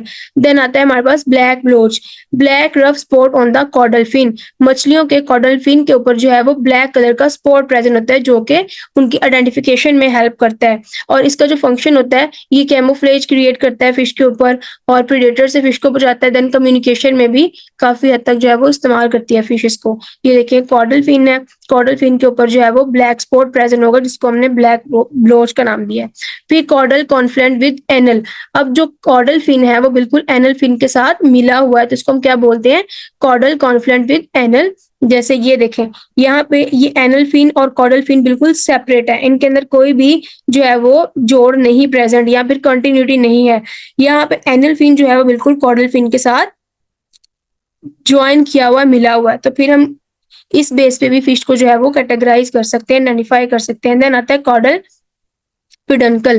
कॉर्डल पिडन्कल क्या होता है? ये हमारे पास जो है वो फिश का एक नैरो पोर्शन होता है फिश की बॉडी में। यहाँ पे फॉर एग्जांपल अगर मैं फिश को ड्रा करूं ऐसे डोर्सल और ये उसकी वेंट्रल साइड, तो ये वाला जो पोर्शन होगा इसको हम क्या बोलेंगे? कॉर्डल पिडन्सल। ये उसका जो है वो कॉर्डल फिन है। और कॉर्डल फिन जो है जिस नैरो पॉइंट पे आके अटैच हो रहा है इसको हम बोलते हैं कॉर्डल पिडन्सल, पिडन्कल।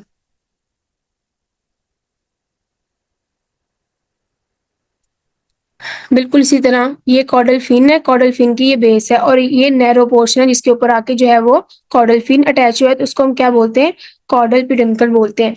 अब कॉर्डल फिन की टाइप्स देख लेते हैं कि डिफरेंट फिश के अंदर जो कॉर्डल फिन है उनकी अपनी ही जो है वो स्ट्रक्चर होता है। तो अगर जो है ये कांटे की तरह का होगा तो हम ये बोलेंगे इसका जो कॉर्डल फिन है वो फॉर्क्ड है। अगर वो इस तरह का स्ट्रक्चर शो करवाएगा तो हम बोलेंगे ट्रंकेट है। और अगर ये मून की तरह का मतलब चांद की तरह का स्ट्रक्चर होगा तो हम बोलेंगे ल्यूनेट स्ट्रक्चर है।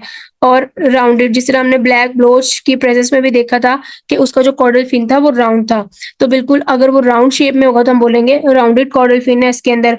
और अगर उसकी शेप जो है वो थोड़ी सी चांद के स्ट्रक्चर से थोड़ी सी चेंज होगी तो हम उसको क्या बोलेंगे, ई मार्जिनेट बोलेंगे, ठीक है।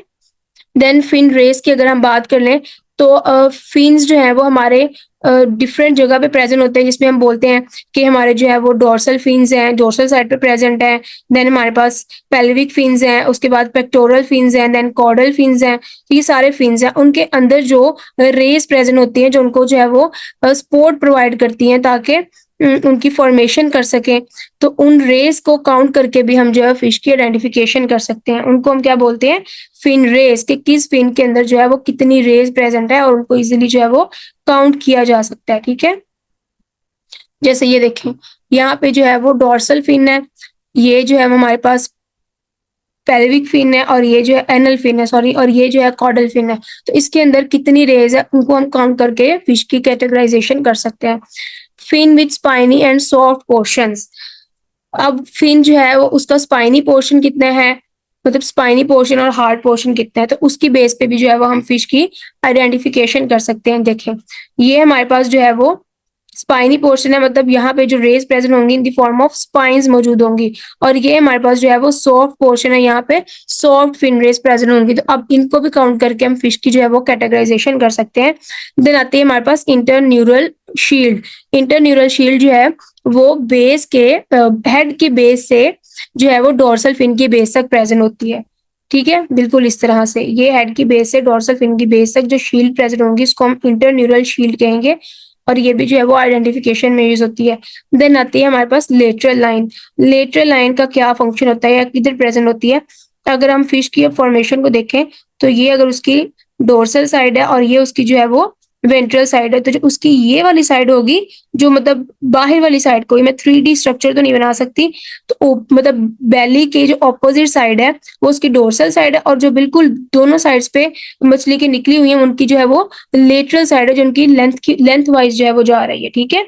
तो यहाँ पे जो लेटरल लाइन प्रेजेंट है जिसका फंक्शन जो है वो भी सेंसरी इन रीजन है, सेंस करती है चीजों को, उसकी बेस पर भी जो है वो हम फिश की कैटेगराइजेशन कर सकते हैं, ठीक है।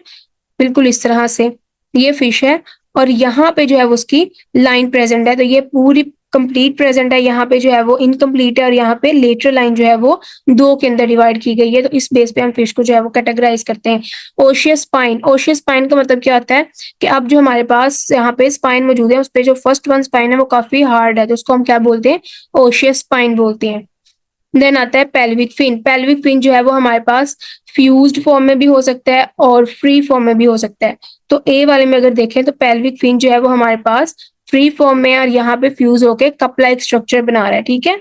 मॉडिफाइड में मतलब वही पेल्विक फिन जो है वो मॉडिफाई होके फिलामेंट की शक्ल में भी चेंज हो सकता है, बिल्कुल इस तरह से। ये पेल्विक फिन है और ये उसने जो है वो अपने आप में मॉडिफिकेशन करके फिलामेंटस स्ट्रक्चर जो है वो शो करवा दिया है। देन हम पेल्विक फिन की पोजीशन से भी पता लगा सकते हैं कि अब फिश को हम कैटेगराइज कर सकते हैं। जैसे पेल्विक फिन जो है वो अगर एब्डोमिनल रीजन में प्रेजेंट होगा तो हम ये क्या बोलेंगे, abdominal pelvic fin.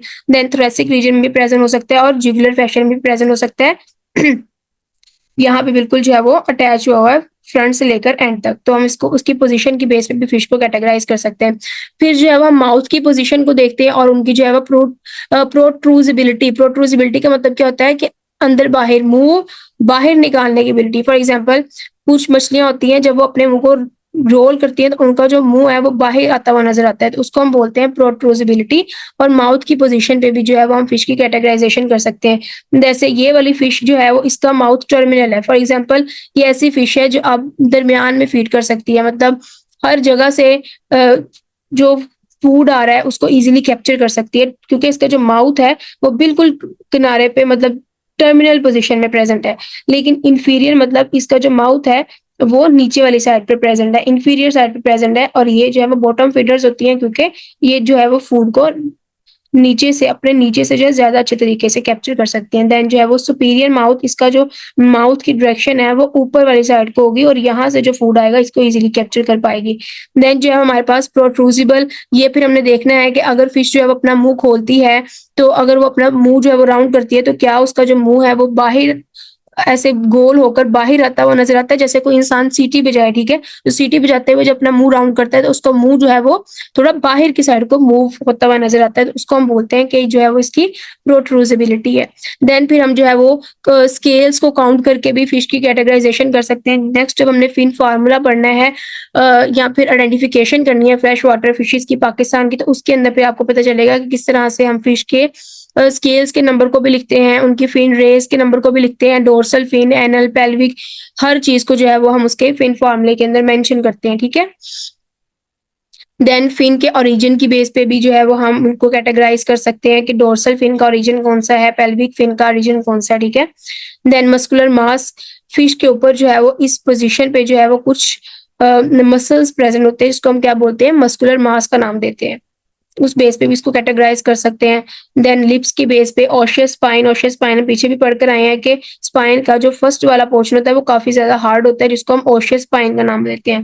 Then पेपिलेटेड plate, पेपिलेटेड plate का मतलब कहता है पेपिला फिंगर लाइक प्रोजेक्शंस होती हैं, जैसे फिश के जो है वो टीथ के जुबान के ऊपर, टंग के ऊपर जो है वो फिंगर लाइक प्रोजेक्शंस मौजूद होंगी जिनका जो फंक्शन होगा वो सेंसरी रीजन होगा, उसके ऊपर टेस्ट बर्ड्स होंगे, तो वो जो है वो उनकी बेस पर भी हम फिश को जो है वो कैटेगराइज कर सकते हैं।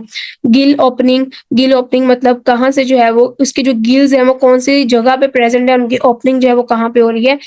जा इनटू बीक, जो उनकी उनकी जॉज हैं वो बीक के अंदर जो है वो मॉडिफाई कर गए हैं, ये भी जो है वो फिश के आइडेंटिफिकेशन में इंपॉर्टेंट करेक्टर है कि अब जो उनकी जॉ की फॉर्मेशन है वो कैसी है। अब हम लोगों ने डिस्कस करना है फिन फार्मूला, कि अगर हम किसी भी फिश की आइडेंटिफिकेशन कर रहे हैं तो उसकी आइडेंटिफिकेशन करने के बाद हमने उसके कैरेक्टर्स को किस तरह से लिखना है।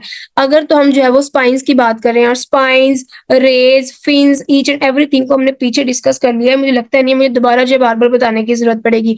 अगर हम फिश के स्पाइंस की बात कर रहे हैं तो उनको जो है वो हम रोमन न्यूमरल्स में लिखेंगे, ठीक है। ये सारी चीजें पढ़ने के बाद आप इजीली यहाँ से किसी भी फिश के फिन फार्मूले से पता लगा सकते हो कि ये जो है वो फिश के स्पाइंस की बात हो रही है, उनकी रेस की बात हो रही है, उनके स्केल्स की बात हो रही है, किस चीज की बात हो रही है, ठीक है। तो जो स्पाइंस है उनको हमने रोमन न्यूमरल्स में लिखना है, और जो हमारे पास ब्रांचिंग रेज हैं, सॉफ्ट ब्रांचिंग रेज है, उनको हम अरेबिक न्यूमरल्स में लिखेंगे, ठीक है।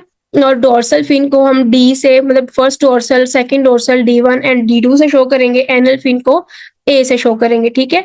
लेटरल लाइन को कैपिटल एल और स्मॉल एल से, इसका क्या मतलब होगा, लेटरल लाइन, ठीक हो गया।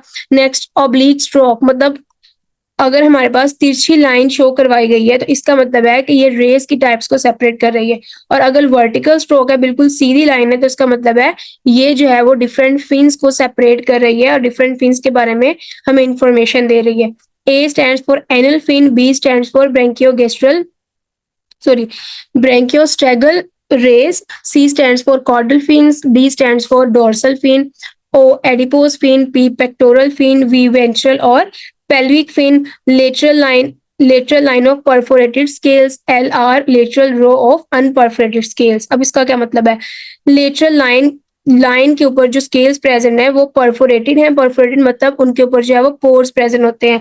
उन पोर्स का मकसद क्या होता है कि उन पोर्स के अंदर जो है वो पूरे एम्पुलरी ऑर्गन्स होते हैं, वहां पे अगर कोई सिग्नल जाता है उनके पीछे जो है वो रिसेप्टर्स मौजूद होते हैं, तो यहाँ से अगर कोई सिग्नल जाएगा, क्योंकि जो हमारी लेटरल लाइन है वो सेंसरी इन ओरिजिन है, सेंस करती है चीजों को, तो जो सिग्नल है वो पोर्स के थ्रू अंदर रिसेप्टर्स तक पहुंचेगा और देन ब्रेन के पास जाएगा, ठीक है। तो परफोरेटेड स्केल्स हमने देखना है कि परफोरेटेड स्केल्स कितने हैं और अनपरफोरेटेड स्केल्स कितने हैं। लेटरल रो के ऊपर अनपरफोरेटेड स्केल्स का जो फंक्शन होता है वो प्रोटेक्शन प्रोवाइड करना होता है, तो वो हम देखेंगे। Then lateral transverse rows of scales, lateral transverse का मतलब क्या होता है कि अब हमने जो है वो लेटरल में तो हम ये देखते हैं कि हम लेटरल साइड पे फिश को जो है वो फिश के स्केल्स की स्टडी कर रहे हैं, और ट्रांसवर्स में हम क्या करते हैं, फिश की जो स्टडी है वो ये हमारे पास जो है वो अगर लेटरल लाइन है फिश की, तो अब हमने फिश की स्केल्स की स्टडी जो है वो ट्रांसवर्स फैशन में करनी है। यहाँ से जो है हम स्केल्स को काउंट करेंगे तो हम बोल रहे हैं कि ट्रांसवर्स रोज में हम इसकी स्टडी कर रहे हैं, ठीक है। देन हमारे पास आता है fresh water of Marathwada region. ये जो है वो मराठी लैंग्वेज में लिखा हुआ है। इसका मतलब ये है कि जो फिश हम ले रहे हैं उसका ओरिजिन कौन सा है। अब यहाँ पे फ्रेश वाटर कल्चरेबल फिश को आइडेंटिफाई करने के लिए पूरा यहाँ पे चार्ट प्रेजेंट है। इसको हमने कैसे स्टडी करना है। फॉर एग्जाम्पल कोई ऐसी फिश है जिसकी बॉडी जो है वो स्केल्स के साथ कवर है और उनके जो जाज हैं वो टीथ के बगैर हैं, तो इसके बारे में इंफॉर्मेशन लेने के लिए हमें पॉइंट नंबर 2 पे जाना पड़ेगा, क्योंकि उन्होंने यहाँ पे मेंशन कर दिया है। जब हम पॉइंट नंबर 2 पे जाएंगे तो पॉइंट नंबर 2 पे यहाँ पे हमारे पास दो ऑप्शन शो हो रहे हैं। अगर उसमें हम फर्स्ट ऑप्शन के चूज करें तो उसमें है स्केल स्मॉल, के अगर जिसकी बॉडी कवर है स्केल्स के साथ और उसकी जो जाज है वो टीथ के बगैर है, उस कैरेक्टर के साथ साथ जो स्केल्स हैं वो स्मॉल है और उनकी जो बॉडी का कलर है वो क्या है, सिल्वर है। अगर हमने इस फिश के बारे में इंफॉर्मेशन चाहिए तो फिर हम कौन से पॉइंट की तरफ मूव करेंगे, पॉइंट नंबर 3 की तरफ। पॉइंट नंबर 3 की तरफ आगे उसके अगर फर्स्ट पोर्शन को स्टडी करें तो एनल फिन लॉन्ग, इसका जो एनल फिन होगा वो क्या होगा, long and continuous with caudal fin, और कॉर्डल फिन के साथ क्या होगा, कंटिन्यूअस। जो हम पीछे भी पढ़कर आए हैं कि एनल फिन बिल्कुल कॉर्डल फिन के साथ जो है वो मिला हुआ आता है। अगर हमने इस फिश की स्टडी करनी है तो हमें पॉइंट नंबर 4 के ऊपर मूव करना पड़ेगा। पॉइंट नंबर 4 पे हम आ गए तो पॉइंट नंबर 4 पे यहाँ पे दो पॉइंट्स है, डोर्सल प्रोफाइल कॉन्वेक्स और dorsal profile not convex. Profile का मतलब ये होता है कि जो बॉडी का स्ट्रक्चर है वो ऊपर से किस तरह का है। डोर्सल साइड पे जो उसकी प्रोफाइल, जो उसकी शेप हमें नजर आ रही है वो कॉन्वेक्स है, कॉनकेव है, बल्जिंग है, वो किस तरह की है, ठीक है। तो अगर उसकी डोर्सल प्रोफाइल कॉन्वेक्स होगी तो वो हमारे पास कौन सी फिश है, नोटोप्टेरस, नोटोप्टेरस, ठीक है। तो ये फिश के बारे में हमें सारी इंफॉर्मेशन पता चल गई। पर अगर हम यहाँ से स्टडी करना चाहें तो यहाँ से भी कर सकते हैं। लाइक नोटोप्टेरस फिश जो है उसकी जो प्रोफाइल है वो डोर्सल प्रोफाइल है, ठीक है। डोर्सल प्रोफाइल उसकी कॉन्वेक्स है। अब 4 वाले को हमने अगर डिस्कस करना है उसके अंदर कौन से और कैरेक्टर्स हैं, उनके जो एनल फिन है वो लॉन्ग होते हैं और कॉर्डल फिन के साथ बिल्कुल जुड़े हुए होते हैं। अब हम 3 के ऊपर मूव करेंगे तो फिर क्या आएगा, जो उसके स्केल्स होते हैं वो स्मॉल होते हैं और उनका जो कलर होता है वो सिल्वर होता है, ठीक है। अगर हमें इसके ऊपर और इन्फॉर्मेशन चाहिए तो हम पॉइंट नंबर 2 के ऊपर जाएंगे। इसकी जो बॉडी है वो कवर होती है स्केल्स के साथ और उसके जो जाज होते हैं उनमें टीथ प्रेजेंट नहीं होते, ठीक है। तो बिल्कुल इसी तरह हम इस पूरे के पूरे चार्ट से फ्रेश वाटर कल्चरेबल फिश को जो है वो आइडेंटिफाई कर सकते हैं, ठीक है। इसको पढ़ने का तरीका आपको आना चाहिए कि ये जो है वो हमारे पास कैरेक्टर को शो कर रहा है और ये वाला जो पॉइंट है वो यहाँ पे लिखी गई नंबरिंग को शो कर रहा है। जिस फिश के बारे में आपको इन्फॉर्मेशन चाहिए वो यहाँ से लेकर एंड तक जो है वो इन्फॉर्मेशन प्रोवाइड कर रहे हैं कि एक फिश के अंदर जो है वो किस तरह के कैरेक्टर्स मौजूद है, ठीक है। देन हमने देखना है कि कार्ब्स की जो है वो डिजायरेबल कैरेक्टर्स कौन से हैं। फ्रेश वाटर फिश के, पाकिस्तान की फ्रेश वाटर फिशेस के अंदर जो कार्ब्स आती हैं उनके डिजायरेबल कैरेक्टर्स कौन से हैं। ये जो है वो जू प्लैंक्टन्स भी हैं और फाइटोप्लैंक्टन्स भी हैं। इनकी फीडिंग डिकेइंग वीड्स के ऊपर भी फीड करती हैं, डेब्रिस के ऊपर भी, और कुछ एक्वेटिक प्लांट्स के ऊपर भी ये फीड करती हैं, ठीक है। They are resistant to relatively high temperature and turbid water, मतलब ये हाई टेम्परेचर को भी बियर कर जाएंगी और टर्बिडिटी को भी बियर कर जाएंगी। They can tolerate low oxygen content, और लो ऑक्सीजन कंटेंट को भी टॉलरेट इजीली कर सकती है, इनकी डेथ नहीं होती, ठीक है। They have a fast rate of growth, ये जल्दी ग्रो कर जाती हैं और मैक्सिमम अपनी लेंथ, अपने साइज को अटेन कर लेती हैं शॉर्ट पीरियड के अंदर, ठीक है। दे ब्रीड प्रोफ्यूजली, और इनका जो ब्रीडिंग सेंस है, जो कन्फाइंड वाटर के अंदर इंड्यूस ब्रीडिंग को भी जो है वो शो करवाती है, ठीक है। अब हमने जो है वो इम्पोर्टेंट फ्रेश वाटर फिशेस को देखना है जो पाकिस्तान के अंदर प्रेजेंट है, और ये देखना है कि इसके जो है वो मॉर्फोलॉजिकल कैरेक्टर्स कौन से हैं जिनकी बेस पे हम जो है वो फिश को पहचान सकते हैं कि किस फिश की बात हो रही है। तो सबसे फर्स्ट वन फिश जो है वो हमारे पास है लेबियोरोहिटा, जिसका जो कॉमन नेम है वो रोहू या फिर डमरा भी हम इसको बोलते हैं, ठीक है। अगर हम इसकी जनरल एनाटॉमी को देख लें एक दफा तो ये जो है वो इसकी आईज है, ये उसका माउथ है, ये अपर कुलम है। अपर कुलम मतलब जो गिल्स को कवर करता है। यहाँ पे जो है वो इसका पेक्टोरल फिन प्रेजेंट है, ये उसका पेल्विक फिन है, ये एनल फिन है, ये जो है वो कॉर्डल फिन है, ये उसकी बॉडी के ऊपर जो है वो स्केल्स प्रेजेंट है, और ये जो है वो लेटरल लाइन स्केल्स हैं, और ये जो है वो डोर्सल फिन प्रेजेंट है। तो ये उसकी डोर्सल साइड है, ये जो इसकी वेंट्रल साइड है, और ये जो इसकी लेटरल साइड है। तो इन चीजों को जो है अपने माइंड में रखना है, आपने इसके मॉर्फोलॉजिकल कैरेक्टर्स को देखना है। अगर हम इसकी सिस्टमैटिक पोजीशन को देखें तो इसके अंदर हमने इसकी पूरी हायरार्की के बारे में लिखा हुआ है कि सीरीज हम कौन सी स्टडी कर रहे हैं। हम फिशेस के बारे में स्टडी कर रहे हैं तो हमने लिख दिया पाइसिस। क्लास कौन सी है इस फिश की, ऑस्टिकथीस क्लास है। सब क्लास इसको इसकी जो है वो एक्टिनोप्टेरा जाई है। इंफ्रल क्लास की बात करें तो ये टिलियोस्ट के अंदर आती है, मतलब बोनी फिशेस के अंदर आती है। ऑर्डर जो है वो ऑर्डर यहाँ पे आपको कैसे पता चलेगा, यहाँ पे एंड पे क्या लिखा हुआ है, आई फॉर्म्स। तो फिर क्रिप्रेनी फॉर्म्स क्या डोनेट कर रहा है कि ऑर्डर लिखा हुआ है यहाँ पे उसका, ठीक है। देन फैमिली है तो फिर यहाँ पे IDEAE जो हम पीछे रूल्स के अंदर पढ़कर आए हैं। क्रिप्रेनिडी जो है वो इसकी फैमिली है। जीनस इसका लेब्यू है और स्पीशी का नेम जो है वो रोहिटा है, ठीक है। और इसका जो कॉमन नेम है वो रहू है या फिर डमरा है। ज्योग्राफिकल डिस्ट्रीब्यूशन की बात करें तो ये जो है वो पाकिस्तान के अंदर, पंजाब और सिंध के अंदर प्रेजेंट है। India, Nepal, Bangladesh, Burma, Thailand, China, Sri Lanka के अंदर जो है वो इंट्रोड्यूस करवाई गई हैं। हैबिटेट की बात करें तो रिवर और कल्चर पॉन्ड्स के अंदर पाई जाती है, मतलब हैबिटेट होता है उनका घर के किधर प्रेजेंट होती है। तो ये रिवर के अंदर भी प्रेजेंट होती है और कल्चरल पॉन्ड्स के अंदर जहाँ पे हम इनकी कल्चरिंग करवा रहे होते हैं वहां पे भी प्रेजेंट होती है। अगर मॉर्फोलॉजिकल कैरेक्टर्स की बात करें तो जो इनकी बॉडी है वो डीप होती है और जो डोर्सल प्रोफाइल मतलब डोर्सल साइड जो है वो उसकी मोर कॉनकेव होगी एब्डोमन से। एब्डोमन जो है वो कॉन्वेक्स शक्ल का होगा और जो डोर्सल साइड है वो कॉनकेव शेप की होगी, ठीक है। और उसका जो स्नाउट है, स्नाउट भी आपने एनाटॉमी के अंदर पढ़ा होगा कि हेड से जो नेक्स्ट प्रोट्रूड कर रहा होता है पार्ट उसको हम स्नाउट बोलते हैं। वो काफी ऑब्ट्यूज है, ऑब्ट्यूज मतलब नुकीला है और कंप्रेस्ड है। प्रोजेक्ट किया हुआ है उसने जास, प्रोजेक्टिंग बियॉन्ड द जास। लिप्स आर थिक, लिप्स जो है उसके थिक है और फ्रिंज्ड होते हैं झालर नुमा, ठीक है। Lips are thick and fringed with distinct inner folds, generally one pair of small maxillary barbels. अब बार्बल्स की अगर हम बात करें तो एक पेयर प्रेजेंट होता है मैक्सिलरी बार्बल्स का। हमने बार्बल्स की भी डिफरेंट टाइप्स पढ़ी थी और उनकी लोकेशन की बेस पे हम उनको नेम दे रहे हैं। तो यहाँ पे मैक्सिलरी रीजन पे जो बार्बल्स प्रेजेंट होंगे उनको हम बोल रहे हैं मैक्सिलरी बार्बल्स का जो है वो एक पेयर प्रेजेंट है और कुछ जो है वो रोस्ट्रल पेयर भी प्रेजेंट होते हैं, ठीक है। लेटरल लाइन स्केल्स की अगर हम बात करें तो 40 से 42 स्केल्स प्रेजेंट होंगे इनकी लेटरल लाइन के ऊपर। Colour of body is bluish और brownish along the back, back side से जो उनकी बॉडी का कलर है वो ब्राउनिश और ब्लूइश है और silvery on the sides, side से और नीचे से जो है ये फिश सिल्वर कलर की होती है। Usually a red mark is present on each scale, और हर स्केल के ऊपर रेड कलर का मार्क प्रेजेंट होगा। इन सारे कैरेक्टर्स को देखने के बाद हम वेरियस फिश के अंदर से भी जो है वो रोहू फिश को आइडेंटिफाई कर सकते हैं कि ये सारे कैरेक्टर्स जो हमने पढ़े थे, हमने स्टडी किए थे, ये इस फिश के अंदर आ रहे हैं। तो इसका मतलब ये वाली जो फिश है हमारे पास लेबियो रोहिटा है, ठीक है। अगर हम इसकी फीडिंग की बात करें तो जो रोहू है वो एक ऑमनिवोर फिश है। ऑमनिवोर मतलब जो हर्बीवोर्स मतलब प्लांट्स के ऊपर भी फीड करती है और एनिमल्स के ऊपर भी, कार्निवोरस भी हो सकती है। दोनों फिश जो आ जाती है वो ऑमनिवोर फिश होती है, ठीक है। It takes increasing quantities of decayed vegetation matter including higher plants, it is more than half the bulk of its food. The fry usually feed on unicellular algae and zooplankton. इसका जो fry होता है वो unicellular algae और जू plankton के ऊपर feed करता है, ठीक है। अगर हम इसकी ब्रीडिंग की बात करें तो ब्रीडिंग में जो इसका स्पॉनिंग पीरियड है वो अप्रैल से लेट जुलाई तक होता है। ये सारी चीजें जो है वो MCQ पॉइंट ऑफ व्यू से इंपॉर्टेंट है, इसलिए आपने इसको जहन में रखना है कि कौन सी मछली जो है उसके मॉर्फोलॉजिकल कैरेक्टर्स क्या है, किस मछली का ब्रीडिंग पीरियड कौन सा है, उसकी जो फर्टिलिटी है, उसका जो अंडे देने की रेशियो है वो कितनी है, और उसके बाद उसका जो फीडिंग हैबिटेट है वो कौन सा है, ठीक है। तो अगर आप किसी भी फिश को स्टडी कर रहे हो तो ये 4-5 चीजें आपके जहन में होनी चाहिए, तो फिर आप इजीली जो है कोई भी MCQ या फिर पेपर जो है वो पास कर सकते हो, ठीक है।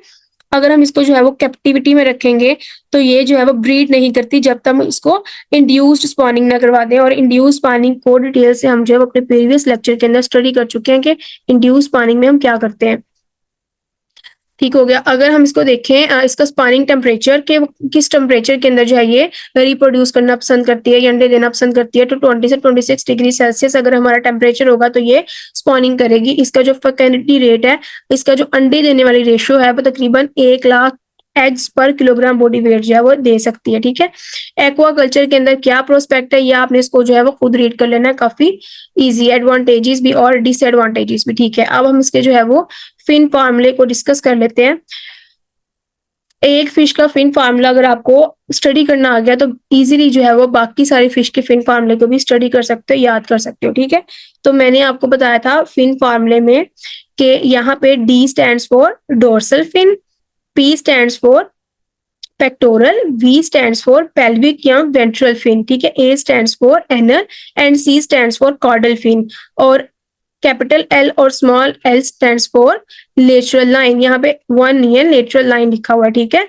लेटरल लाइन मतलब उसके ऊपर जो स्केल्स की कंसंट्रेशन है 40 से 43 है, ठीक हो गया। अब यहाँ पे अगर हम डोर्सल फिन की बात करें तो यहाँ पे अगर तिरछी लाइन है, ऑब्लिक स्ट्रोक है, तो इसका मतलब ये है यहाँ पे हम जो है वो रेस की बात कर रहे हैं, फिन रेस की, ठीक है। अगर हम अपने जो है वो फिन फॉर्मूले की तरफ जाएं तो ये देखिए, टाइप्स ऑफ रेस को अगर हमने सेपरेट करना है तो हमें जो है वो ऑब्लिक स्ट्रोक की जरूरत है। ऑब्लिक स्ट्रोक से हमें पता चलेगा कि ये जो है वो रेस के बारे में लिखा हुआ है। और अगर हमारे पास वर्टिकल स्ट्रोक होगा तो इसका मतलब ये है कि हम जो है वो डिफरेंट फिन्स को सेपरेट कर रहे हैं। मतलब डोर्सल फिन को एडिपोज डोर्सल से हम सेपरेट कर रहे हैं कि कितने नंबर में जो है वो हमारे डोर्सल फिन प्रेजेंट और कितने नंबर में जो है वो एडिपोज। तो यहाँ पे ऑब्लिक स्ट्रोक है तो इसका मतलब ये है कि अब हमने जो है वो टाइप्स ऑफ रेस को सेपरेट करना है वहां पे, ठीक है। अब हम अपने फिन फार्मूले को डिस्कस कर लेते हैं। अगर हम जो है वो डोर्सल फिन रेस की बात करें तो वो 2 से 3 या फिर 12 से 14 हो सकते हैं। अगर हम पेल्विक की बात करें तो 1 से 1 हो सकते हैं या फिर 15 से 16 हो सकते हैं। यहाँ पे ये जो स्लैश आपको नजर है इसको हाइफी बोलते हैं, जो कि डिफरेंट स्केल्स को या फिर रेस को डिफरेंशिएट करने के लिए यूज होती है। अब ये जो V स्टैंड्स फॉर वेंट्रल या फिर पेल्विक फिन, ये पेक्टोरल फिन है, सॉरी ये पेल्विक फिन है। 1 से 8 के दरमियान एनल फिन जो है वो 2 से 3 या 5 हो सकते हैं उनकी रेस। देन कॉर्डल की जो है वो 19 रेस होती हैं और लेटरल लाइन के ऊपर जो है 40 से 43 स्केल्स प्रेजेंट होते हैं, ठीक है। तो इसी तरह आपने जो है वो फिन फार्मूले को अच्छे तरीके से याद करना है और हर फिश का जो फिन फार्मूला है वो सेपरेट होगा और उसको याद करना है ताकि आप फिश की जो है वो आइडेंटिफिकेशन अच्छे से कर सकें। देन हमारे पास आती है कैटला। कैटला ये जो हमारे पास है इंडिजिनस मेजर कार्प है, ठीक है। इसको हम देख लेते हैं, इसका जो कॉमन नेम है वो कैटला या फिर थैला है। इसके जो मॉर्फोलॉजिकल एम माना है यहाँ पे, ठीक है। मॉर्फोलॉजिकल जो करेक्टर्स हैं वो कौन कौन से हैं, इनकी जो बॉडी है वो एलोंगेटेड होती है, लंबी होती है, curved on ventral, ventral side से कर्व्ड होगी और डोर्सल, वेंट्रल और डोर्सल साइड से क्या होगी, कर्व्ड होगी और एलोंगेटेड बॉडी होगी। स्मॉल बार्बल्स का पेयर प्रेजेंट होगा उनके ऊपर, जहाँ पे जो उसका माउथ है वो स्मॉल होता है, जो बॉडी है वो मतलब पूरी बॉडी के ऊपर स्केल प्रेजेंट होंगे, माउथ और हेड की बजाय तमाम बॉडी के ऊपर स्केल प्रेजेंट होंगे। Dorsal side of body is bluish और ग्रीन और सिल्वरी ऑन द साइड। जो उसकी डोर्सल साइड होगी वो ब्लूइश होगी और ग्रीन होगी और साइड से जो है वो सिल्वर कलर की होगी। जो बॉडी फिन्स हैं वो ब्लैक कलर के होंगे विद लाइटर बेसिस। उनकी जो बेसिस हैं वो लाइट होंगी और वैसे जो उनके फिन्स हैं वो ब्लैक कलर के होंगे। अगर हम इसकी फीडिंग की बात करें तो ये हमारे पास जो है वो सरफेस फीडर है। फाइटोप्लैंक्टन्स और जू प्लैंक्टन्स के ऊपर फीड करती है, स्मॉल इंसेक्ट्स के ऊपर फीड करती है और क्रस्टेशियंस के ऊपर फीड करती है। फिंगरलिंग स्टेज की अगर हम बात करें, it feeds mostly on crustacean और एल्गी। जो अब इसकी फिंगरलिंग स्टेज है वो क्रस्टेशियंस और एल्गी के ऊपर फीड करेगी, ठीक है। अगर हम इसकी ब्रीडिंग की बात करें तो ब्रीडिंग में सबसे पहले आपने जो है वो स्पानिंग पीरियड के ऊपर ज्यादा फोकस करना है।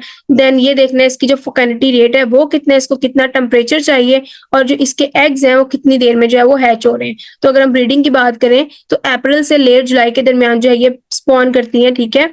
उसके बाद इनको जो रिप्रोडक्शन के लिए टेम्परेचर चाहिए वो 20 से 26 डिग्री सेल्सियस तक चाहिए। इनका जो फर्टिलिटी रेट है वो 1 लाख एग्स है पर केजी बॉडी वेट, और जो एग्स इनके हैच होते हैं वो 8 से 12 घंटे के दौरान इनके एग्स हैच हो जाएंगे, ठीक है। नेक्स्ट आती है हमारे पास राइनस मृगाला, जिसका जो कॉमन नेम है वो है मोरी। अगर हम इसके मॉर्फोलॉजिकल कैरेक्टर्स को देखें तो ये जो है वो एक लार्ज फिश है। इसकी जो बॉडी है वो ऑब्लोंग है और मॉडरेटली कंप्रेस्ड फॉर्म में प्रेजेंट होती है, ठीक है। Width of head equal to length behind the eyes which is located in the interior half of the head. ये सारे कैरेक्टर्स को आपने पढ़ना है और अपनी जो डायग्राम है उसके साथ रिलेट करना है, तो आपको समझ में आएगी कि मॉर्फोलॉजिकल कैरेक्टर्स में क्या बता रहे हैं। इनके पास भी जो है वो बार्बल्स का एक पेयर प्रेजेंट होता है। जिनके स्केल्स होते हैं वो मॉडरेट साइज के होते हैं और लेटरल लाइन के ऊपर 40 से 45 के दरमियान जो है वो स्केल्स प्रेजेंट होते हैं। जो कॉर्डल फिन होता है इनका डीपली फॉर्क्ड होता है, और फॉर्क्ड कॉर्डल फिन हमने देखा था पीछे कांटे की तरह का इसका जो स्ट्रक्चर होगा। डीपली फॉर्क्ड का मतलब ये है कि काफी डीप तक जो है वो इसकी फॉर्क लाइन जो है वो लगी होगी। पेक्टोरल, वेंट्रल और एनल फिन्स जो है वो ब्लैक कलर के होते हैं, लेकिन टिंज्ड का मतलब होता है किसी और कलर की मिक्सिंग की वजह से अब ये ब्लैक कलर जो है वो बिल्कुल लाइट हो चुका है, ठीक है। और जो इनकी आईज है वो गोल्डन कलर की होंगी। ये सारे कैरेक्टर्स को देखने के बाद हम इजीली राइनस मृगला मोरी फिश को जो है वो कैरेक्टराइज या फिर आइडेंटिफाई कर सकते हैं।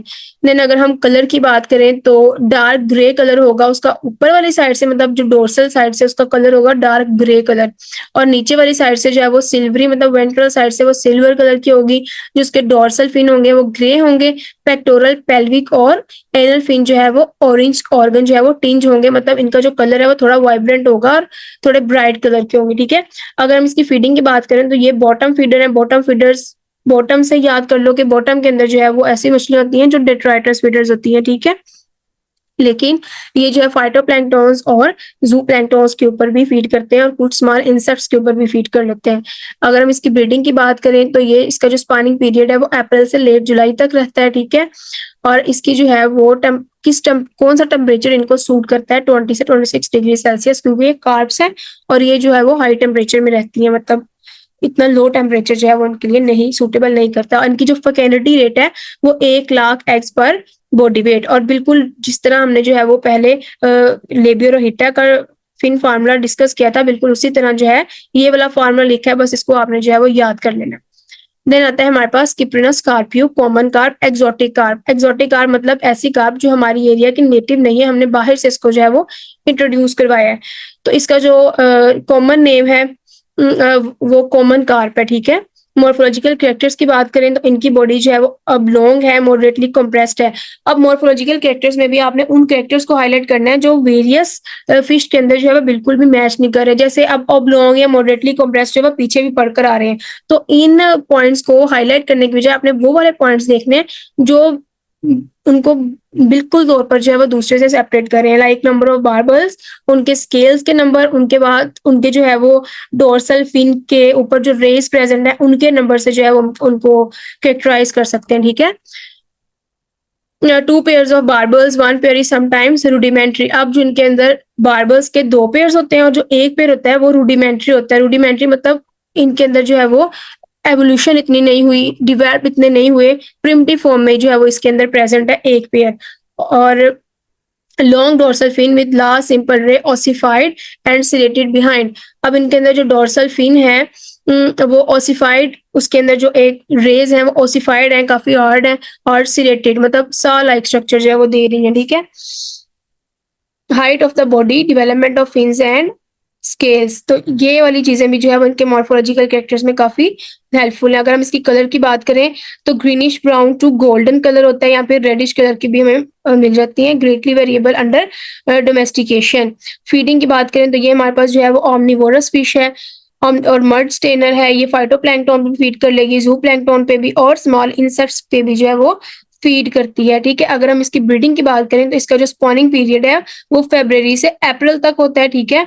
और ये 20 डिग्री सेल्सियस टेम्परेचर को जो है वो टेम्परेचर में रिप्रोडक्शन करेगी। फर्टिलिटी रेट जो है वो इसका 1 लाख एग्स पर बॉडी वेट होता है। जो इसके एग्स हैं वो 72 आवर्स में हैच करते हैं, जैसे पीछे हमने पढ़ा जो है उसके 8 से 12 घंटे के अंदर हैच हो रहे थे, तो इसके 72 आवर्स में हैच हो रहे हैं। तो ये भी आपने जो है वो अपनी जहन में रखना है कि कौन सी मछली की जो एग हैचिंग कैपेसिटी है और उनकी जो फर्टिलिटी रेट है वो कितना है।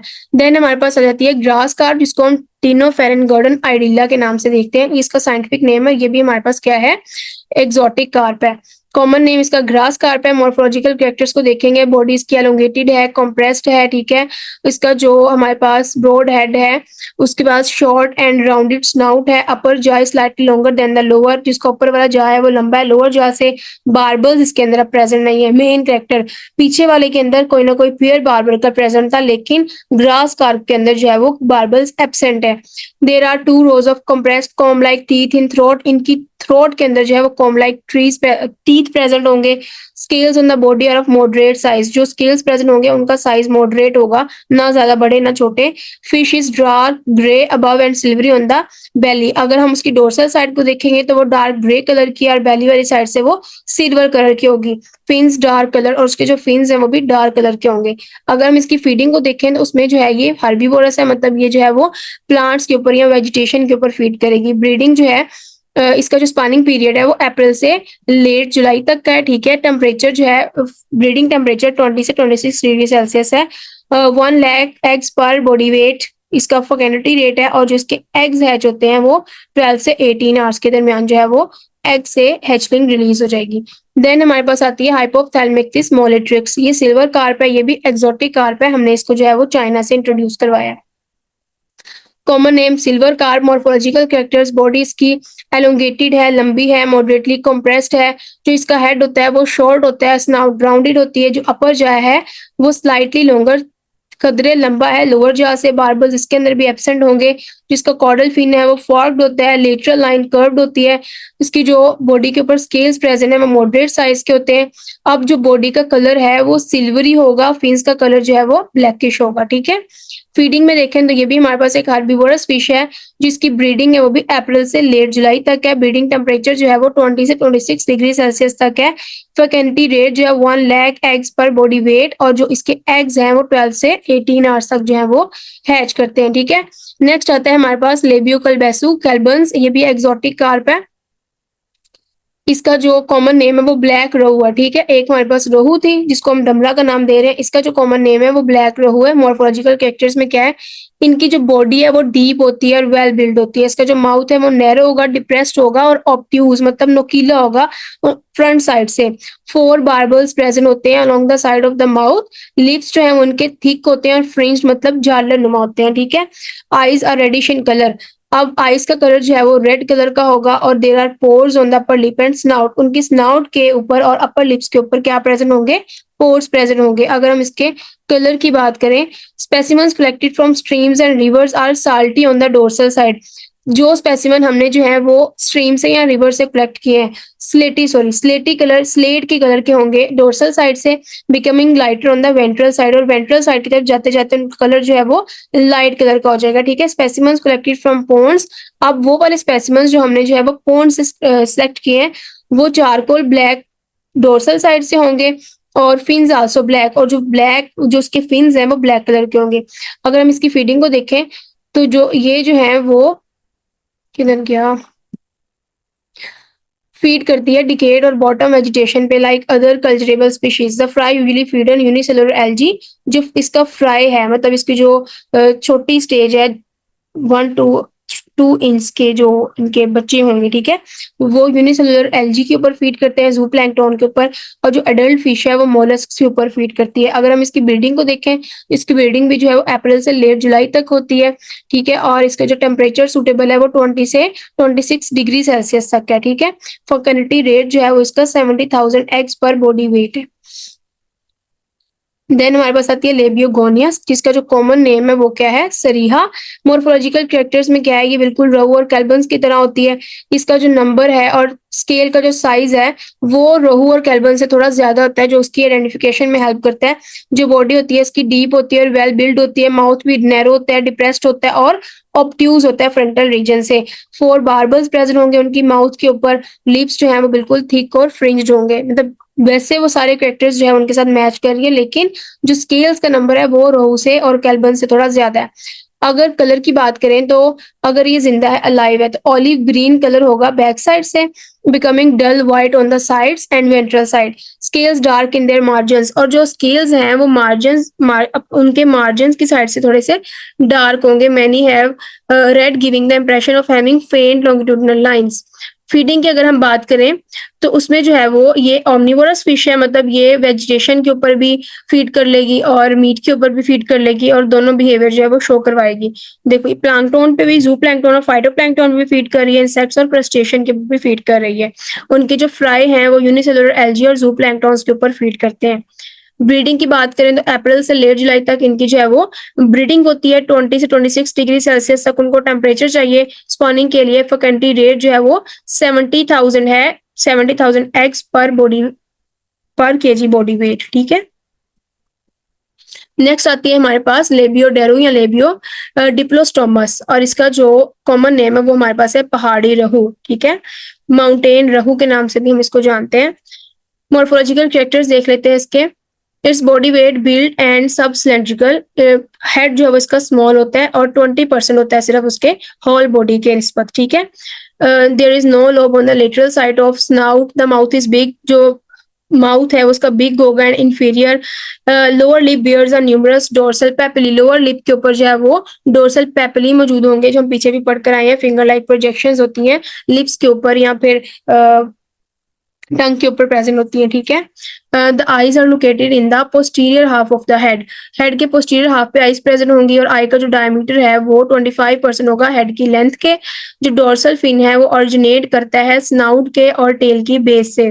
The pectoral and pelvic fins are small and carry 18 to 9 rays respectively. Pectoral और पेल्विक फिन्स जो है वो इसके स्मॉल होते हैं, उनके ऊपर सिर्फ 18 से 9 रेज प्रेजेंट होती है। Anal fin is small and has 8 rays, anal fin जो है वो भी स्मॉल होता है, उसके पास भी सिर्फ 8 रेज होती है। कॉर्डल फिन जो है वो फॉर्क्ड होता है और इज लॉन्गर देन हेड, और ये हेड से ज्यादा लंबा होता है कॉर्डल फिन। अगर हम लेटरल लाइन की बात करें तो 41 से 43 स्केल्स प्रेजेंट होंगे इनकी लेटरल लाइन के ऊपर। अगर हम कलर की बात करें तो डोर्सल साइड जो है वो ब्राउनिश कलर की होती है, बाकी बॉडी जो है वो सिल्वर कलर की होती है और हर स्केल के ऊपर जो है वो रेड लाइन प्रेजेंट होगी। ठीक है, आईज का कलर जो है वो रेडिश होगा। अपर लिप और स्नाउट के ऊपर पोर्स प्रेजेंट होंगे। फीडिंग में ये हमारे पास जो है वो हर्बीवोरस फिश है, प्लैंक्टन्स पे फीड करती है और इंसेक्ट्स पे फीड करती है। इट इज सब्सटीट्यूट ऑफ रहू इज माउंटेनियस एरिया। ठीक है, ये माउंटेनियस एरिया इसी वजह से हमने इसको जो है वो नाम दिया है पहाड़ी रहू का। ठीक है, देन अगर हम इसकी ब्रीडिंग की बात करें तो ये इसका जो स्पॉनिंग पीरियड है वो जुलाई से अगस्त तक है। टेम्परेचर 20 से 26 डिग्री सेल्सियस तक है और 50,000 एग्स पर केजी बॉडी वेट जो है ये ले करती है। देन आती है हमारे पास सरहाइनस रेबा, इसका जो कॉमन नेम है वो है सुन्नी। मॉर्फोलॉजिकल कैरेक्टर्स हम देख लेते हैं। ये मृगाला की तरह ही है, जो हम पीछे पढ़ कर आए सरहाइनस मृगाला उससे मिलती जुलती है, लेकिन कलर और साइज में जो है वो इनका डिफरेंस होगा, तो ये आपने इसकी डिस्क्रिप्शन जो है वो पढ़ लेनी है। अगर हम इसकी फीडिंग की बात करें तो हर्बीवोरस फिश है और ये जो है वो स्मॉल इंसेक्ट्स और क्रस्टेशियन के ऊपर भी फीड करती है। इसका जो स्पॉनिंग पीरियड है वो अप्रैल से लेट जुलाई तक है और इसकी जो स्पॉनिंग टेम्परेचर है वो 17 से 27 डिग्री सेल्सियस तक है। फर्टिलिटी रेट जो है वो 80,000 एग्स पर केजी बॉडी वेट तक जो है ये एग्स रिलीज करती है। ये जो है वो इसका फिन फॉर्मूला लिखा हुआ है और इसको भी आपने अच्छे तरीके से याद कर लेना है। देन हमारे पास आ जाती है ओरियोक्रोमस स्पीशीज टिलापिया। टिलापिया की अगर हम मॉर्फोलॉजिकल कैरेक्टर्स को देखें तो इसकी there are about 77 species of tilapia in the world. World के अंदर टिलापिया की 77 स्पीशीज हैं। 20 to 25 are the most important. They all have oblong body shape, oblong body shape होती है with long dorsal fins long होंगे। 23 से 31 fin rays present होंगी इनके ऊपर। The nose has one nostril on each side, हर side nose के side पे नोस्ट्रिल्स प्रेजेंट होंगे। Head is upwardly concave. Their colour ranges from olive grey to blackish brown. अगर हम कलर रेंज की बात करें तो ऑलिव ग्रे से ब्लैकिश ब्राउन तक जो है वो हमें इनके कलर्स नजर आएंगे एंड ब्राइट गोल्डन कलर की भी टिलापिया मछली हमें नजर आएगी। और इसकी अगर हम साइज की बात करें तो 10 से 40 सेंटीमीटर तक जो है वो इसका साइज वेरी करता है। ठीक है, नेक्स्ट हमारे पास आ जाती है टिनलोसा एलिशा पाला मछली। जो ये ब्रैकेट में लिखे हुए हैं ये इनके कॉमन नेम्स हैं और ये जो है वो इनके साइंटिफिक नेम्स हैं। अगर उनके मॉर्फोलॉजिकल कैरेक्टर्स को देखते हैं तो उनकी जो बॉडी है वो लिटरली कंप्रेस है, लिटरल साइड मतलब बिल्कुल ऐसे कंप्रेस्ड फॉर्म में प्रेजेंट होगी। जिसकी एब्डोमेन है वो कील्ड और सिरेटेड होती है। माउथ टर्मिनल, इसका जो माउथ है वो टर्मिनल साइड पे प्रेजेंट होगा। हमने माउथ की शेप्स पढ़ी है ना पीछे, सुपीरियर, इंफीरियर और टर्मिनल, तो ये इस फिश के अंदर इसका जो माउथ है वो टर्मिनल होगा। Gap of mouth small, mouth के अंदर जो गैप है वो स्मॉल होगा। टीथ एब्सेंट होंगे। गिल रैकर्स फाइन होंगे, लॉन्ग और न्यूमरस होंगे और लार्ज साइक्लॉइड स्केल्स। आपने स्केल्स की टाइप्स पढ़ी होंगी एनाटॉमी के अंदर, तो इनके अंदर जो स्केल्स प्रेजेंट है वो साइक्लॉइड स्केल्स प्रेजेंट होंगे। ठीक है, देन कलर की बात कर लेते हैं। Silvery with greyish tinge along the dorsum of the body, और ये जो है वो इसका फिन फॉर्मूला लिखा हुआ है। D stands for dorsal, pectoral, pelvic, anal, caudal और लेटरल लाइन। ये सारी जो है उसके बारे में डिस्क्रिप्शन लिखी हुई है। देन हमारे पास आ जाती है चन्ना मेरुलियस, जिसका जो हमारे पास कॉमन नेम है वो सोल है, इसको हम मोरेल्स या फिर स्नेक हेड्स भी बोलते हैं, ठीक है। मॉर्फोलॉजिकल कैरेक्टर्स में इसकी जो ये लार्ज फिश है और बॉडी जो है वो इसकी एलोंगेट होती है और सब सिलेंड्रिकल होती है। हेड और माउथ इसके लार्ज होंगे, लोअर जा जो है विथ 7 to 18 केनाइन्स, इसके ऊपर जो टीथ प्रेजेंट होंगे वो 7 से 11 जो है वो केनाइन्स प्रेजेंट होंगे लोअर जा के ऊपर। डोर्सल फिन जो है वो एक्सटेंड करके from the head to caudal region तक जो है वो इसका डोर्सल फिन गया होगा।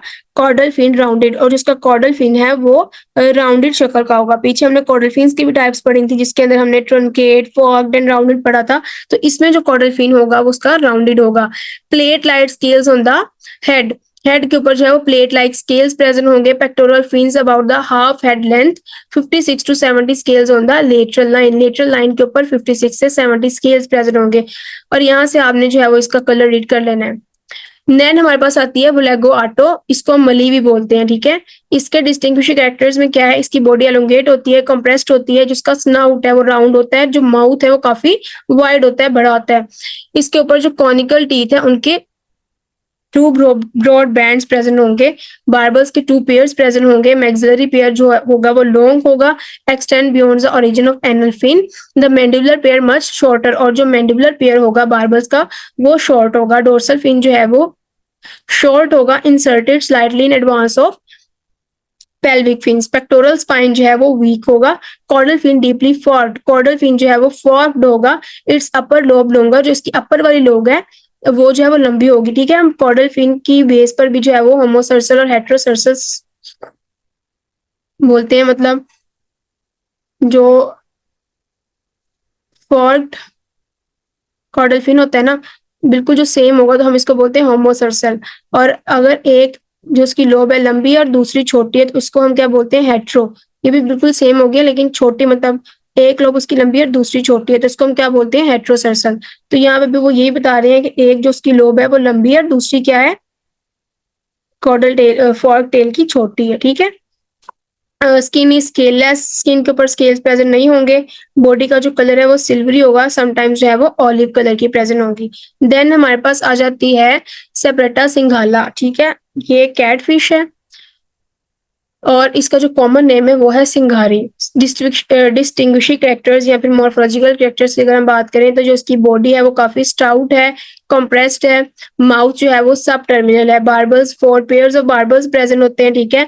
डोर्सल स्पाइन जो है वो वीकली सेरेटेड होती है। पोस्टीरियर एज से एडिपोस फिन जो है वो शॉर्ट होता है, about as long as rayed dorsal fin base. Scaleless skin, इसकी स्किन के ऊपर जो है बिल्कुल भी स्केल्स प्रेजेंट नहीं होते। अगर हम इसके कलर की बात करें तो ब्लूइश ब्राउन कलर होगा इसका, और जो है वो नीचे वाली साइड को जाते जाते ये व्हाइट कलर में कन्वर्ट हो जाएगा। येलोइश कलर के फिन्स होंगे और एडिपोज डोर्सल फिन के ऊपर जो है वो ब्लैक स्पॉट प्रेजेंट होगा। देन हमारे पास रहती है रिता रिता खग्गा तिरकंडा मछली, ठीक है। रीता रीता जो है वो साइंटिफिक नेम है, इसको हम खग्गा मछली भी बोलते हैं और तिरकंडा मछली भी बोलते हैं। मॉर्फोलॉजिकल कैरेक्टर्स में क्या आ जाएगा, हेड समवट डिप्रेस्ड, हेड जो इसका डिप्रेस्ड फॉर्म में होता है, ठीक है। माउथ ट्रांसवर्स होता है, provided with small teeth arranged in bands, उनके अंदर जो है वो स्मॉल टीथ प्रेजेंट होंगे जो बैंड्स की सूरत में उसके माउथ के अंदर अरेंज होंगे। बार्बल्स के 3 पेयर्स प्रेजेंट हैं। डोर्सल और पेक्टोरल स्पाइंस जो है वो स्टाउट और स्ट्रॉन्ग होती है। बॉडी बिल्कुल स्केललेस होती है। लेटरल लाइन स्ट्रेट होती है, मतलब कोई भी कर्व इसके अंदर प्रेजेंट नहीं होगी। जो इसका कलर है वो ग्रीनिश ब्राउन होगा बैक साइड से। और ये जो है वो उसका फिन फार्मूला लिखा है जो कि आपने याद करना है। देन आती है हमारे पास नोटोप्टेरस स्पीशीज, जिसको हम कॉमन नेम से अगर हम जाने तो उसको हम परी फिश भी बोलते हैं, ठीक है। Very long anal fin which begins just behind the head, anal fin जो है वो काफी लॉन्ग होता है और बिल्कुल हेड से पीछे वाली साइड से शुरू हो जाएगा, बिल्कुल यहाँ से। फॉर एग्जाम्पल ये हेड है तो एनल फिन जो है वो, नहीं ये बगैर इसके हम देख रहे हैं, ये देखें ये हमारे पास हेड है और यहाँ से स्टार्ट हुआ है इसका एनल फिन। तो एनल फिन जो है वो इसका काफी लंबा होता है, ये इसके कैरेक्टर्स में काफी अहमियत का हामिल है, इसको देख के हमें पता चल जाएगा कि हम नोटोप्टेरा स्पीशी की बात कर रहे हैं, ठीक है। जो कॉर्डल फिन है वो एनल फिन के साथ मिला होता है। On the dorsal side in the centre is a small slender dorsal fin from which the fish delivers the name feather hag, ठीक है। जो पेल्विक फिन्स होते हैं वो रूडिमेंट्री होते हैं, मतलब इतने ज्यादा डिवेल्प फॉर्म में नहीं होते। स्केल्स होते हैं स्मॉल होते हैं और लेटरल लाइंस के ऊपर कंप्लीट होती है, ठीक है। लेटरल लाइंस की भी हमने टाइप्स पढ़ी थी, कंप्लीट होती है, इनकम्प्लीट, या फिर लेटरल लाइंस जो है वो दो प्रेजेंट होती है, तो इसकी जो लेटरल लाइन है वो कंप्लीट होती है। These fishes are dull on the back side से फिश जो है वो डल होगी और साइड से जो है वो सिल्वर कलर की होगी, ठीक है। देन हमारे पास रहती है बगैरियस। बगैरियस इसका जो कॉमन नेम है वो फौजी खग्गा है। इसके भी मॉर्फोलॉजिकल कैरेक्टर्स आपने यहाँ से स्टडी करने हैं, इसका फिन फार्मूला जो है वो यहाँ से स्टडी करना है, इसको याद करना है। नेक्स्ट हमारे पास आ जाती है साल्मो ट्रोटा फेरियो, इसको हम जो है वो ब्राउन ट्रोट भी बोलते हैं। Body of brown trout is beautiful small and strong boat like, इसकी जो बॉडी है वो बोट लाइक होती है, ब्यूटीफुल होती है। हेड जो है वो इसका स्मॉल होता है और बिल्कुल गन की बुलेट की तरह का लग रहा होता है, ठीक है। माउथ जो होता है इसका लार्ज होता है, upward in position. Teeth on the जा प्रेजेंट, जास के ऊपर टीथ प्रेजेंट होंगे। बार्बल्स इनके अंदर एब्सेंट होते हैं और जो इनकी आईज है वो काफी लार्ज होती हैं। Dorsal fin is present midway between the snout tip and base of the caudal fin. Snout की टिप और कॉर्डल फिन की बेस के बिल्कुल दरमियान में इसका जो है वो डोर्सल फिन प्रेजेंट होगा। Pelvic fins are below dorsal fin, dorsal fin के नीचे वाली साइड पे पेल्विक फिन्स प्रेजेंट होंगे।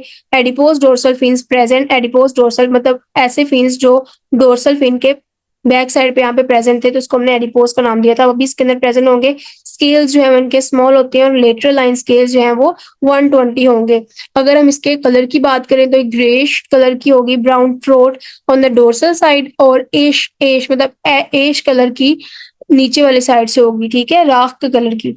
Blackish and orange spot on head fins and on dorsal side. Below the lateral line the spots become smaller, lateral line के नीचे जो है ये वाले स्पॉट्स थोड़े स्मॉल होंगे और यहाँ पे ये जो है वो इसका फिन फार्मूला लिखा हुआ है।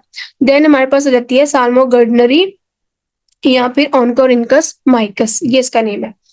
ब्राउन ट्रोट की तरह इसकी भी जो है वो बॉडी रेनबो ट्रोट हम इसको कॉमनली कहते हैं, ठीक है। Like brown trout body of rainbow trout is small, small rainbow trout की जो बॉडी है वो स्मॉल होती है और स्ट्रॉन्ग होती है। माउथ इसका लार्ज होता है, बार्बल्स इसके अंदर प्रेजेंट नहीं होते, टीथ प्रेजेंट होते हैं उनकी जास पे, आईज इनकी स्मॉल होंगी। जो डोर्सल फिन की ओरिजिन है वो पेल्विक फिन के ओरिजिन से पहले, मतलब पेल्विक फिन से पहले जो है वो डोर्सल फिन की ओरिजिन होगी। एडिपोज डोर्सल फिन प्रेजेंट होते हैं, कॉर्डल फिन जो है वो स्लाइटली फॉर्क्ड होते हैं, स्केल्स इनके अंदर स्मॉल होंगे, लेटरल लाइन के ऊपर 140 स्केल्स प्रेजेंट होंगे। Colour of the rainbow trout is like the colour of brown trout, brown trout की तरह का जो है वो रेनबो ट्रोट का भी कलर होगा, but black spots are present on the dorsal and lateral sides. Black spots जो है वो इनकी डोर्सल लेटरल लाइंस के ऊपर प्रेजेंट होंगे। A long pink band is present on the either lateral side of fish, और pink colour का band जो है वो इनकी लेटरल साइड पे प्रेजेंट होगा, जिसकी वजह से हमने इसको नाम दिया है रेनबो ट्राउट का, ठीक है। अब लास्ट फिश जिसकी हमने स्टडी करनी है वो है मासीर। मासीर हमारी जो है वो नेशनल फिश भी है, इसको हम गेम फिश के नाम से भी जानते हैं, ठीक है। Masheer, outstanding game fish inhabiting in rivers of Pakistan, Bangladesh, India, Burma, and Sri Lanka. A valuable resource and need proper management, conservation and propagation, both for food and sport. Food और sport के लिए अगर हमने इसको बचाना है तो इसकी proper जो है वो management की जरूरत है। Different species of Masheer inhabit different ecosystems. माशेर की डिफरेंट स्पीशीज जो है वो डिफरेंट इकोसिस्टम्स में रहती है। इसमें ट्रॉपिकल वाटर्स भी हैं 35 डिग्री सेल्सियस टू सब हिमालयन रेंज 60 डिग्री सेल्सियस, मतलब इनकी जो रेंज है वो काफी ब्रॉड है। अगर हम इसकी फीडिंग को देखें, जो माशेर है वो ऑमनिवोरस फिश है, फीडिंग हैबिट्स बेस पे, और take almost anything occurring in water, और जो भी कुछ पानी के अंदर प्रेजेंट होगा हर चीज के ऊपर जो है ये फीड कर लेगी। वीड्स के ऊपर, ग्रासेस के ऊपर, बैम्बू सीड्स पे, स्नेल्स पे, क्रैब्स पे। 60% of the gut contents of adult ones consisting of vegetable origin, 10% mollusks, 10% debris and unidentified matters, and also 0.2% fish remains, मतलब each and everything जो पॉन्ड के अंदर प्रेजेंट है माशीर फिश जो है वो उसके ऊपर फीड कर लेगी, ठीक है। इन जुवेनाइल्स मतलब इनकी जो अर्ली स्टेजेस होती हैं, insects comprise of 45%, mollusc 22% and rest vegetation matters and debris. तो यहाँ पे उनकी फीड की परसेंटेज लिखी है कि जितनी वो फीड खाएंगे उनके अंदर कौन सी जो चीज है कितनी परसेंटेज में प्रेजेंट है, ठीक है। ओके, अब हमने अपने ऑब्जेक्टिव्स के बारे में डिस्कस करना है। ऑब्जेक्टिव ओनली हम यहाँ पे 15 डिस्कस करते हैं, लेकिन इसका मतलब ये नहीं है कि आपने जो है वो इन्हीं के ऊपर फोकस करना है। ईच एंड एवरीथिंग जो हम अपने टॉपिक के अंदर पढ़ते हैं, आपने उसको ध्यान से और गौर से नोट डाउन करते जाना है कि ये भी जो है वो पेपर पॉइंट ऑफ व्यू से इंपॉर्टेंट है, ठीक है। ओके, फर्स्ट एमसीक्यू हमारा है, why are fishes suitable for systematic studies. Fish जो है वो सिस्टमैटिक स्टडी के लिए क्यों सूटेबल होती है, कौन सा ऐसा पॉइंट होगा जिसको हम देख के बोलेंगे कि ये फिश जो है वो सिस्टमैटिक स्टडी के लिए सूटेबल है। Limited species diversity, abundant in species and numbers, rarely found in nature, या फिर difficult to study. Correct option is abundant in species and numbers, वो अपने नंबर में और अपनी स्पीशीज के नंबर में काफी ज्यादा अबंडेंट होंगी, ठीक है। व्हाट इज अ की characteristic of fishes that makes them suitable for taxonomy analysis. Taxonomy analysis के लिए उसका जो है वो कौन सा कैरेक्टर होना उसके अंदर जरूरी है। Lake of distinct characteristics, many characters suitable for taxonomy analysis, only morphological characteristics, only genetic characteristics, many characters suitable for taxonomy analysis। उनके अंदर जो हमने previous characters को डिस्कस किया था वो सारे characters होंगे तो ही हम जो है उसको taxonomy analysis के लिए ले जा सकेंगे। What is a correct format for writing a scientific name? scientific name को लिखने का correct format क्या है? Genus name in lower case, species name in upper case। Genus name in upper case, species name is in lower case। both genus and species names in upper case, both genus and species name in lower case। तो आपको बताया कि जो हम genus name लिखते हैं उसको उसका जो फर्स्ट लेटर है वो कैपिटल लिखते हैं और स्पीशीज का जो फर्स्ट लेटर है वो लोअर केस में लिखते हैं। What are barbels in fish? Fish के अंदर जो बार्बल्स हैं वो क्या होते हैं? Scales and body fibrous outgrowths near the mouth opening, fins used for swimming, या फिर गिल्स फॉर एस्पिरेशन। तो आपको पता है कि बार्बल्स का नेम ही आपने जो है वो मूंछों से याद रख लेना है, फिश की मूंछें। तो फिर ये फाइब्रस आउटग्रोथ्स हैं जो उसकी माउथ ओपनिंग के पास से जो है वो निकल रही होती है, ठीक है। What is the function of barbels? Barbels का function क्या है? To aid in swimming, to protect the fish from predators, to serve as sensory organs, to help in reproduction, to serve as sensory organs. Where are maxillary barbels located? Maxillary barbels कहाँ पाए जाएंगे? On the rostrum, on the maxilla, on the nasal opening, on the lower jaw, on the maxilla, क्योंकि name से ही जाहिर हो रहा है maxillary barbels maxilla पे जो है वो उनकी प्रेजेंस होगी। What is the shape of the caudal fin of Strychnus riba? Strychnus riba के कॉर्डल फिन की शेप कैसी है? राउंडेड है, फोर्क्ड है, ट्रायंगुलर है, या स्क्वायर है? तो फोर्क्ड होते हैं उनके जो कॉर्डल फिन है। How many rays are present in the dorsal fin of Strychnus riba? Strychnus riba के डोर्सल फिन में कितनी रेज प्रेजेंट है, ठीक है। तो ये जो एमसीक्यू है आपने खुद सॉल्व करना है फिन रेस को देखकर। What is a common name of Labeo calbasu? Labeo calbasu का कॉमन नेम क्या है? ब्लैक रोहू, एक्सोटिक कार्प, ये दोनों ठीक है या फिर कोई भी नहीं? तो फिर ब्लैक रोहू भी हम इसको कहते हैं और ये एक्सोटिक कार्प भी है, तो दोनों भी हम इसको यूज कर सकते हैं। Describe the body shape of Labeo calbasu? Labeo calbasu की बॉडी शेप कैसी होती है? Slender, elongated, deep and well build, flat and wide, thin and narrow, deep and well build होती है उनकी जो बॉडी शेप है। How many barbels are present along the sides of the mouth of Labio Kalbasu? Labio Kalbasu की sides में कितने barbels present होंगे? 2, 4, 6 और 9? 4 barbels present होते हैं। What is the color of the eyes of Labio Kalbasu? Labio Kalbasu के eyes का colour कैसा होता है? Blue, reddish, yellow, green. तो रेडिश। तो इस तरह के एमसीक्यूज को देख के आपको अंदाजा हो रहा है कि किस किस्म के एमसीक्यू आपसे पूछे जा सकते हैं, ठीक है। Which of the following is a characteristic of systematic? Systematic की कैरेक्टरिस्टिक क्या है? What is it? Does not involve clades or phylogenetics. It deals with the evolutionary history of organisms. It is a static system that does not change with further studies. It only involves classification and naming. It deals with the evolutionary history of organisms. ये organism की evolutionary history से जो है वो deal करती है। What type of diet does grass carp have? grass carp के पास जो है वो किस किस्म की डाइट होती है? वो कैसी जो है वो फीडिंग करती है? ग्रास कार्प जो है वो कार्निवरस होती है, ऑमनिवरस होती है, हर्बीवोरस होती है, अभी पाइसिवरस होती है। तो हमें पता है ग्रास कार्प जो है वो प्लांट्स के ऊपर फीड करती है, हर्बीवोरस फिश है। During which month does the spawning period of grass carp typically occurred? Grass carp का जो स्पॉनिंग पीरियड है वो कौन से मंथ्स के अंदर स्टार्ट होता है? January to March, April to July, August to October, या नवंबर टू दिसंबर?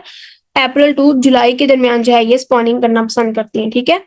आज की इस वीडियो को आपने अगर तो एंड तक देखा है और जिस चीज के ऊपर मैंने ज्यादा फोकस किया है आपने भी उस चीज के ऊपर ज्यादा फोकस किया है तो आपको समझ आएगी। मॉर्फोलॉजिकल कैरेक्टर्स हम लोगों ने पढ़े हैं लेकिन उनको आपने याद करना है। जब आप याद करोगे, मेमोराइज करोगे तो आपको पता चलेगा कि ये फिश जो है वो ये वाली आइडेंटिफिकेशन हम फिश की किस तरह करेंगे और किस तरह एक फिश को दूसरी फिश से जो है वो सेपरेट करेंगे। फिन फार्मूला के ऊपर आपने ज़्यादा गौर करना है कि किसी फिश का अगर फिन फार्मूला आपके सामने आए तो आपको पता हो कि किस फिश की बात हो रही है। देन सिस्टमैटिक्स, टैक्सोनॉमी और क्लासिफिकेशन के अंदर आपको डिफरेंस के बारे में पता हो, और इस वीडियो को देखने के बाद ये वाले कॉन्सेप्ट जो हैं वो आपके क्लियर होने चाहिए। ओके स्टूडेंट्स, अगर ये वीडियो आपको पसंद आई है तो ज़्यादा से ज़्यादा इसको शेयर करें, लाइक करें और चैनल को सब्सक्राइब करना मत भूलिएगा। ओके, अल्लाह हाफिज़।